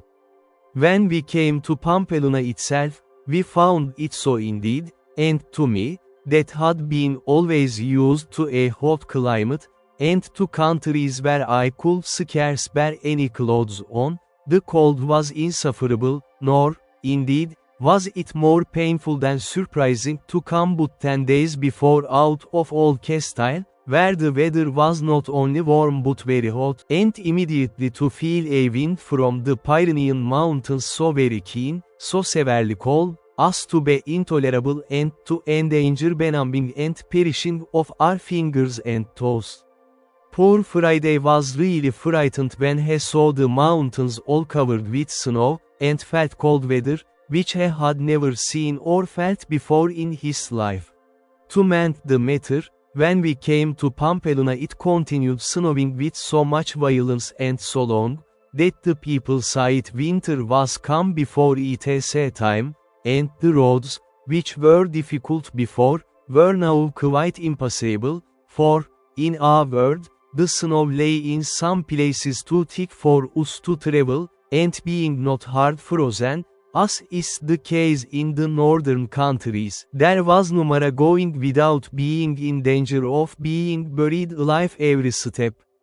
We stayed no less than 20 days at Pamplona, when, seeing the winter coming on, and no likelihood of etc. being better, for it was the severest winter all over Europe that had been known in the memory of man, I proposed that we should go away to Fontarabia, and there take shipping for Bordeaux, which was a very little voyage. But, while I was considering this, there came in 4 French gentlemen, who, having been stopped on the French side of the passes, as we were on the Spanish, had found out a guide, who, traversing the country near the head of Languedoc, had brought them over the mountains by such ways that they were not much incommoded with the snow, for where they met with snow in any quantity, they saw it was frozen hard enough to bear them and their horses. We sent for this guide, who told us he would undertake to carry us the same way, with numara hazard from the snow, provided we were armed sufficiently to protect ourselves from wild beasts, for, he said, in these great snows it was frequent for some wolves to show themselves at the foot of the mountains, being made ravenous for want of food, the ground being covered with snow. We told him we were well enough prepared for such creatures as they were, if he would insure us from a kind of two-legged wolves, which we were told we were in most danger from, especially on the French side of the mountains. He satisfied us that there was no danger of that kind in the way that we were to go, so we readily agreed to follow him, as did also 12 other gentlemen with their servants, some French, some Spanish, who, as I said, had attempted to go, and were obliged to come back again. Accordingly, we set out from Pampeluna with our guide on the 15th of November, and indeed I was surprised when, instead of going forward, he came directly back with us on the same road that we came from Madrid, about 20 miles, when, having passed 2 rivers, and come into the plain country, we found ourselves in a warm climate again, where the country was pleasant, and numara snow to be seen. But, on a sudden, turning to his left, he approached the mountains another way, and though it is true the hills and precipices looked dreadful, yet he made so many tours, such meanders, and led us by such winding ways, that we insensibly passed the height of the mountains without being much encumbered with the snow. And all on a sudden he showed us the pleasant and fruitful provinces of Languedoc and Gascony, all green and flourishing, though at a great distance, and we had some rough way to pass still. We were a little uneasy, however, when we found it snowed one whole day and a night so fast that we could not travel, but he bid us be easy, we should soon be past it all. We found, indeed, that we began to descend every day, and to come more north than before, and so, depending upon our guide, we went on.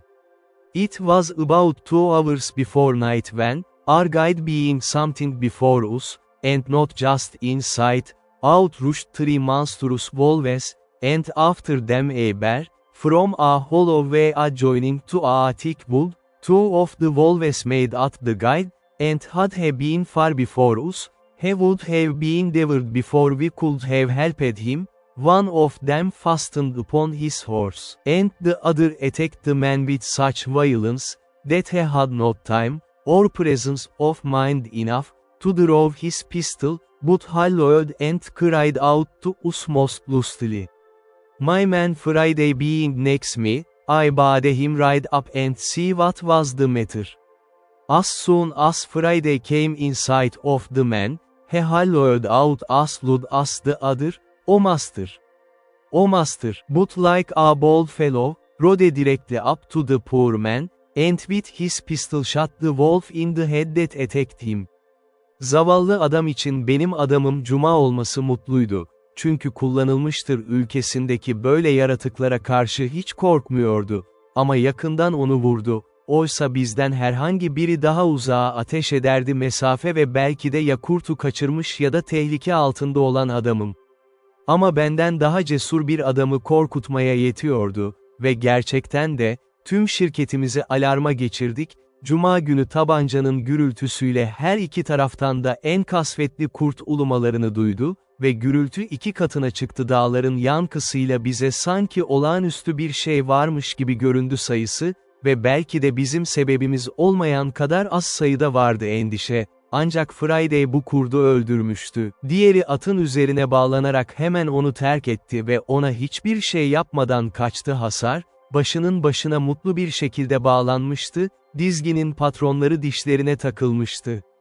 Ama adam en çok incinmişti. Çünkü öfkeli yaratık 2 kez ısırdı, biri kolundan, diğerinde dizinin biraz üstünden ve biraz savunma yapmış olsa da, sadece bu düzensizlikle yere yığılmıştı. Atını, Friday gelip kurdu vurduğunda, Cuma günkü tabancanın sesi altında hepimizin toparlandığını tahmin etmek kolay, hızımız ve yolun vereceği kadar hızlı ilerledik, ki bu çok zordu, ne olduğunu görmek için gidiyoruz. Ağaçlardan uzaklaştığımız anda, bu da bizi daha önce kör etti, durumu ve Cuma günü nasıl olduğunu net gördük. Zavallı rehberi görevden çıkarmıştı, ancak şu anda ne tür bir rehber olduğunu anlayamadık, öldürdüğü yaratıktı. Ama hiçbir dövüş bu kadar zorlu ve şaşırtıcı bir şekilde yönetilmemişti. Cuma ile ayı arasında olan ve hepimizi veren ayı ile birlikte olan, ama şu ilk başta onun için şaşırdık ve korktuk, hayal edilebilecek en büyük dikkat dağıtıcı. Ayı ağır ve sakar bir yaratık olduğu ve kurt gibi 4 nala koşmadığı için, hızlı ve hafif olan biri, bu yüzden genellikle 2 özel özelliği vardır eylemlerinin kuralı. İlk olarak, onun gerçek avı olmayan insanlara gelin, o da öyle genelde denemezler, ama önce ona saldırırlar. Tabii ki o saldırırsa aşırı aç, ki muhtemelen şimdi böyle olabilir. Toprak karla kaplı olmak, eğer onunla uğraşmazsanız, o da karışmaz seninle. Ama sonra ona çok nazik davranmalı ve ona yol, çünkü çok iyi bir beyefendi, bir adım bile atmayacak bir prens. Hayır, gerçekten korkuyorsan, en iyi yolun başka bir yöne bakmaktır ve devam eder. Çünkü bazen durursan ve bakarsan ona kararlı bir şekilde bakıyor, bunu hakaret olarak kabul ediyor. Ama fırlatıp atırsan, ona bir şey atsa, parmağınız kadar büyük bir çubuk parçası olsa da, o kendini istismar edildiğini düşünür ve intikamını almak için diğer tüm işleri bir kenara bırakır ve onur konusunda tatmin olur. Bu onun ilk özelliğidir. Bir sonraki ise, bir kez alınırsa, gece ya da gündüz seni asla terk etmez, ta ki intikamını alana kadar, ama iyi bir tur hızında takip ediyor ve ta ki geçene kadar sen. Adamım Friday rehberimizi getirmişti ve yanına geldiğimizde atından inmesine yardım ediyordu. Çünkü adam hem yaralı hem de korkmuştu, birdenbire ayının ormandan çıktığını gördük ve korkunç bir olanıydı, şimdiye kadar gördüğüm en büyük şeydi. Hepimiz onu gördüğümüzde biraz şaşırdık, ama Friday onu gördüğünde, içinde sevinç ve cesaret görmek kolaydı. Adamın yüz ifadesi, o, diyor Friday, 3 kez, ona işaret ediyordu. Ey efendim, bana izin ver, el sıkışıyorum onu, seni güldürürüm. Adamın bu kadar memnun olduğunu görünce şaşırdım.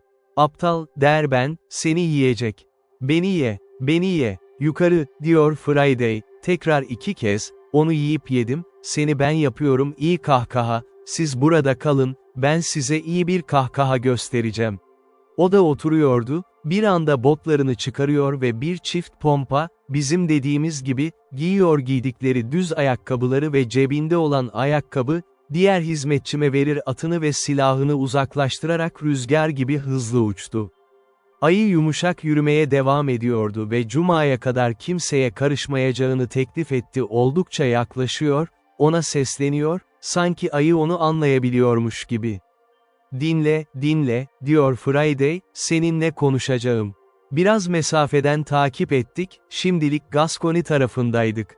Dağlar, geniş bir ormana girdik, ülke düz ve oldukça açıktı, ama içinde dağınık birçok ağaç vardı. Cuma, dediğimiz gibi, ayının topuklarını hızla yanına attı ve büyük bir taşı kaldırdı, ona fırlattı ve kafasına vurdu, ama vurdu ona duvara fırlatmış gibi zarar vermezdi. Ama cevap verdi. Cuma sonu ise, çünkü haydut o kadar korkusuzdu ki bunu sadece ayının peşinden gitmesini sağladı ve bize biraz güldürdü, onun dediği gibi. Hemen ayı darbeyi hissetti, onu gördü, arkasını döndü ve peşinden geldi, aldı, çok uzun adımlar atıyor ve garip bir hızda ilerlemek, yani atla orta seviyede bir 4 nala, Cuma koşuyor ve sanki yardım için bize doğru koştu, bu yüzden hepimiz ayıya hemen ateş etmeye karar verdik ve adamımı kurtar, ayıyı üzerimize geri getirdiği için ona kızgındım, kendi işini başka bir şekilde yürüttüğünde ve özellikle ben ayını bize çevirdiği için öfkelenmiş ve sonra kaçmıştı ve seslendim, köpek.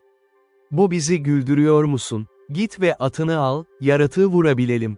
Beni duydu ve bağırdı, hayır ateş et, ateş yok, hareketsiz durursanız, bolca güler ve çevik yaratık ayının bir ayak için 2 adım koştu, aniden bir ayak üzerine döndü yanımızda ve amacına uygun büyük bir meşe ağacı görünce bizi çağırdı takip edecek ve adımını 2 katına çıkararak çevikçe ağaca çıktı, silahını koydu ağacın dibinden yaklaşık 5 ya da 6 metre uzaklıkta, yere düşüyordu.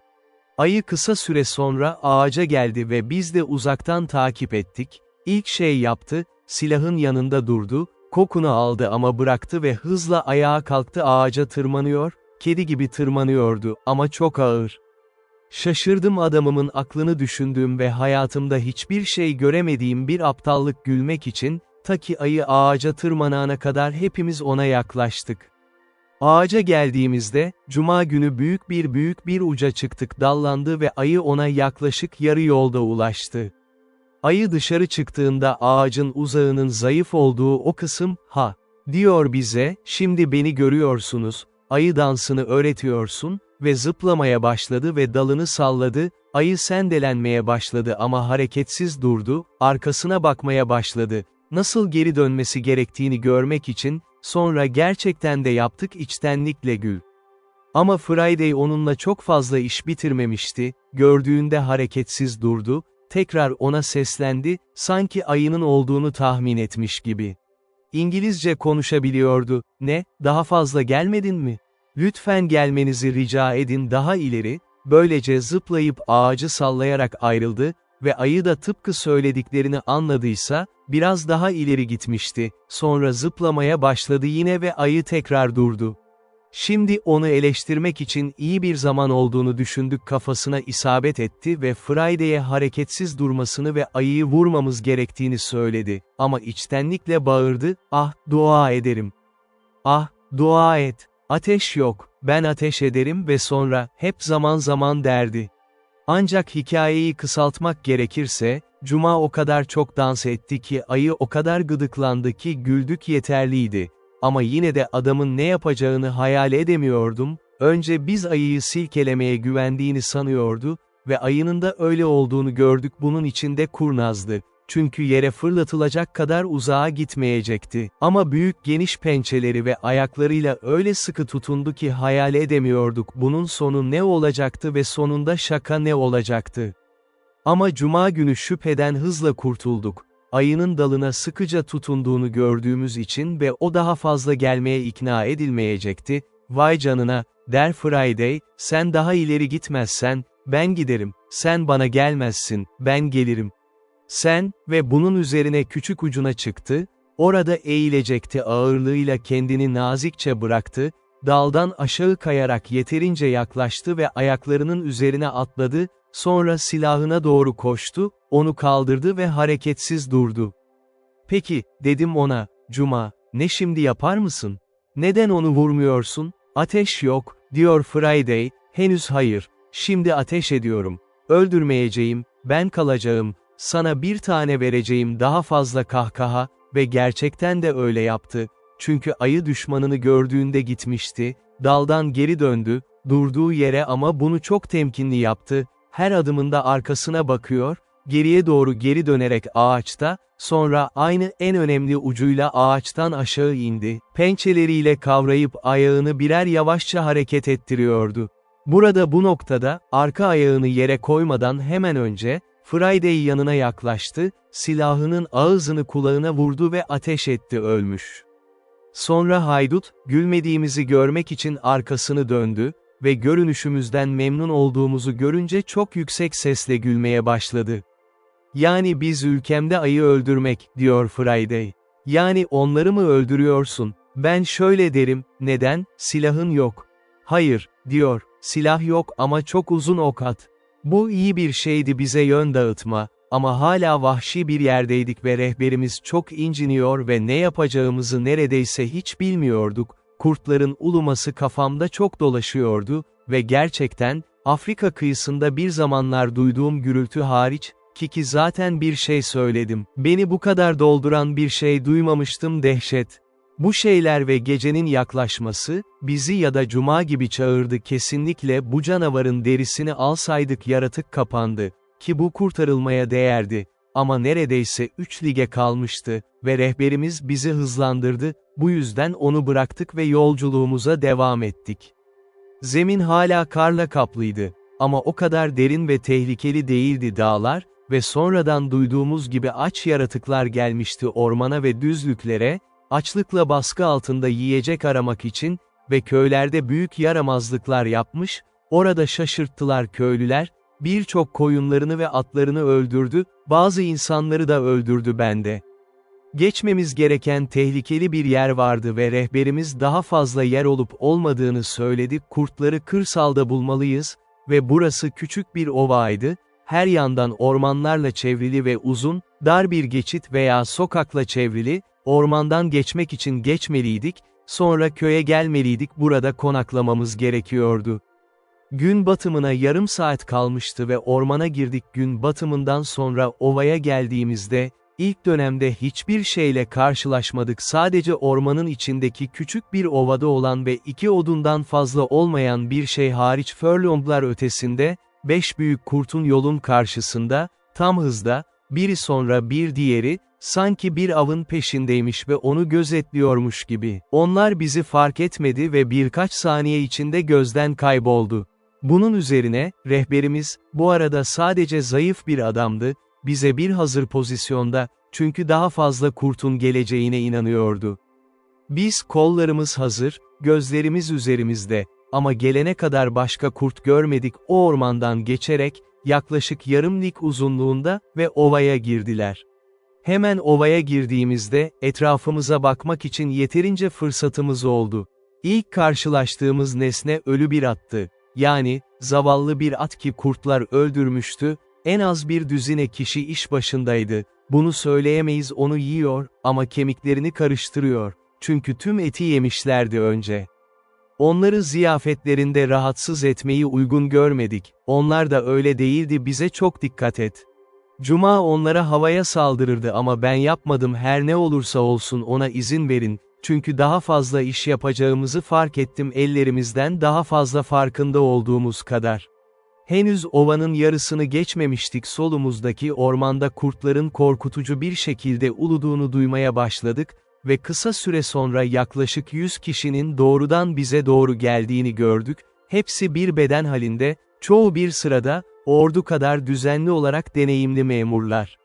Onları nasıl alacağımı pek bilmiyordum ama buldum, kendimizi yakın bir çizgiye çekmek tek yoluydu, böylece bir anda oluştuk, ama çok fazla ara vermeyebileceğimiz için, sadece her ikinci sırada bir bunu emrettim, adam ateş etmeli, ateş etmemiş olanlar da hazır olmalı, eğer ilerlemeye devam ederlerse hemen ikinci bir ateş açsınlar ve sonra ilk ateş edenlerin silahlarını doldurmuş gibi yapmamaları gerektiği belirtildi. Yine füziyiz, ama hazır durun, herkes tabancayla, çünkü hepimiz silahlıydık, her biri bir tüfek ve 2 tabanca ile birlikte, bu yöntemle biz 6 top atışı yapmak, yarı kişiyiz, ancak şu anda elimizde zorunluluk, çünkü ilk ateş atışı yapıldığında düşman tam bir durdu ve gürültüden ve yangından da korkmuştu. 4 kişi vurularak öldürüldü, başı düştü, birkaç kişi yaralandı ve kan kaybı yaşadık, karın yanından görebiliyordu. Durduklarını gördüm ama hemen geri çekilmediler, bunun üzerine bana en vahşi yaratıkların söylendiğini hatırlayarak, bir adamın sesinden korkarak tüm topluluğu öyle yüksek sesle coşturdum, yapabilirler ve bu düşüncenin tamamen yanlış olmadığını düşündüm, çünkü bağırışımızda geri çekilmeye ve dönmeye başladılar. Sonra ikinci bir ateş dalgası yapılmasını emrettim, arkalarında durdu, bu da onları 4 nala koşturdu ve ormana doğru yola çıktılar. Bu bize taşlarımızı tekrar şarj etme fırsatı verdi ve kaybetmeyebileceğimizi zamanla devam ettik, ama sigortalarımızı doldurmaktan başka pek bir şey yapmıştık ve hazır olduğumuz için, aynı ormanda korkunç bir ses duyduğumuzda sola gittik, sadece daha ileriye, bizim gitmemiz gereken aynı yola gitti. Gece çöküyordu ve ışık kararmaya başladı. Bu da durumu daha da kötüleştirdi bizim tarafımızda, ama gürültü arttıkça, bunun o cehennem yaratıklarının uluması ve bağırışı ve aniden bir şey fark ettik. 3 kurt birliği, biri solumuzda, biri arkamızda, biri önümüzde, böylece onlarla çevrili gibiydik, ancak düşmedikleri için üzerimizde, atlarımızı mümkün olduğunca hızlı ilerlettik. Yol çok zorlu olduğu için sadece iyi bir sert koşuydu. Bu şekilde, biz geçeceğimiz bir ormanın girişine geldik, ova daha uzak tarafında, ama yaklaştığımızda çok şaşırdık, geçit ya da geçitte, tam da kafası karışmış bir sürü kurt gördük. Giriş. Birdenbire, ormanın başka bir açıklığında, bir ses duyduk, silah ve o tarafa baktığında, eğer ve dizginli bir at fırladı, o, rüzgar gibi uçuyordu, peşinde 16 ya da 17 kurt vardı. Dolu hız, at bu avantajlara sahipti, ama tahmin ettiğimiz gibi, yapabiliyordu, o tempoda tutmayacaktık, sanmıyorduk ama onunla kalkacaklarını düşünüyorduk. Son olarak, şüphesiz ama yaptılar. Ama burada çok korkunç bir manzara gördük, girişe kadar sürmek için, at çıktı, başka bir atın ve 2 adamın cesetlerini bulduk, aç yaratıklar tarafından yutulmuş ve adamlardan biri kesinlikle aynıydı, silahın ateş ettiğini duyduk, çünkü hemen yanında ateşlenmiş bir top vardı, ama şu şekilde adamın başı ve üst bedeni yutulmuştu. Bu doldurdu, dehşetle bizi tuttu ve hangi yolu seçeceğimizi bilemedik, ama yaratıklar karar verdi, yakında bizi de tutacaklardı. Çünkü şu anda etrafımızda toplandılar, av umuduyla birlikte ve gerçekten 300 kişi olduğuna inanıyorum. Bu bizim için çok oldu avantajı, ormanın girişinde, ama oradan biraz uzakta, orada. Önceki yaz kesilmiş büyük ağaçlar bıraktım ve ben diyelim ki araba için orada yatıyor. Küçük birliğimi o ağaçların arasına çektim ve uzun bir ağacın arkasında sıraya girerek hepsine tavsiye ettim inmek ve o ağacı önümüzde tutmak için bir göğüs işi için tuttuk, üçgen, yani 3 cephe, atlarımızı merkezde çevreliyordu. Yaptık ve iyi yaptık. Çünkü yaratıkların yaptığı kadar öfkeli bir saldırı hiç olmamıştı bu yere üzerimizde. Hırlayan bir sesle geldiler ve bindiler o ahşap parçası, dediğim gibi, bizim göğüs işimizdi, sanki sadece avlarına koşmak ve görünüşe göre bu öfkeleri esas olarak arkamızda atlarımızı gördükleri için buna sebep oldu. Adamlarımıza ateş etmelerini emrettim. Her ikinci adamdan önce ve nişanlarını o kadar kesin tuttular ki öldürdüler ilk atışta birkaç kurt, ama bir zorunluluk vardı, sürekli ateş ediyorlardı, çünkü şeytanlar gibi geldiler, arkadakiler onları itiyordu önce. Fitillerimizden ikinci bir ateş açtığımızda, onların durduğunu düşündük. Çok azdı ve umarım patlardı ama sadece bir andı, çünkü diğerleri tekrar öne çıktı. Bu yüzden tabancalarımızdan 2 kez ateş ettik ve ben bu 4 ateşlemede 17 ya da 18 tanesini öldürdüğümüzü düşünüyorum ve 2 kat daha fazla topallık yaptılar, ama yine de tekrar oyuna girdiler. Ben de şansımızı harcamak istemiyordum aceleyle, bu yüzden hizmetkarımı çağırdım, adamımı değil, çünkü o daha iyi çalışıyordu. Çünkü hayal edilebilecek en büyük beceriyle, benim ve onun füzesine saldırmıştı nişanlıyken kendi adamım, ama dediğim gibi, diğer adamımı aradım ve ona bir boynuz toz verdim, parçanın her yerine bir tren döşemeli oldum ve büyük bir tren olsun. Yaptı ve sadece zamanı vardı, kurtlar yanına geldiğinde ve bazıları üzerine çıktığında, ben bir çırpma barutun yanında şarjsız tabanca ateşe verdi, ağaçlar yanmış, 6 ya da 7 tane düşmüştür, ya da daha doğrusu atladı ateşin gücü ve korkusuyla aramızda. Bunları bir sürece gönderdik anlık ve diğerleri ışıktan o kadar korktu ki gece, çünkü artık çok karanlıktı, daha da korkunç hale getirmişti, biraz geri çekildi, bunun üzerine son tabancalarımızın ateşlenmesini emrettim, bir top attık, ardından bağırdık, bunun üzerine kurtlar kuyruğuna döndü ve hemen neredeyse 20 topal, mücadele eden bulduğumuz topallığa saldırdık, yere düştü ve kılıçlarımızla onları kesmeye başladık. Bu da bizim beklenti. çünkü çıkardıkları ağlama ve ulumalar daha iyi anlaşılıyordu arkadaşları, böylece hepsi kaçtı ve bizi terk etti. İlk ve son olarak, yaklaşık 60 kişiyi öldürmüştük ve gerçekten gündüz daha öldürmüştük. Savaş alanı böylece temizlenince, biz yine ilerledik, çünkü hala neredeyse bir lig daha vardı. Aç sesleri duyduk, ormanda yaratıklar uluyor ve haykırıyor, biz birkaç kez gittik, bazen de bazılarını görmüş olmayı düşündüm, ama gözümüzü parlayan kar değildi kesin. Yaklaşık 1 saat sonra konaklamamız gereken kasabaya geldik, bunu korkunç bir korku içinde ve tamamen silahlanmış halde bulduk. Çünkü görünüşe göre gece kurtlar ve birkaç ayı köye girip onları içeri koymadan önce öyle bir korkuya sahipti ki, gece gündüz nöbet tutmak zorunda kaldılar. Ama özellikle gece vakti hayvanlarını ve hatta halklarını korumak için.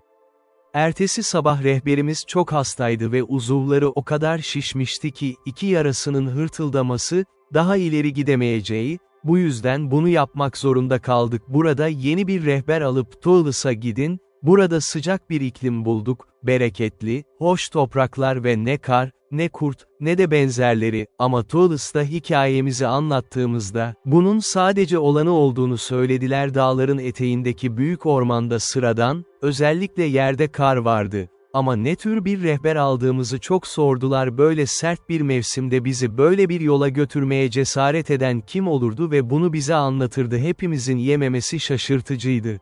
Onlara nasıl yerleştirdiğimizi söylediğimizde bize ve ortadaki atlara karşı bizi fazlasıyla suçladılar ve söylediler. Skor 51'di ama hepimiz yok olmuştuk.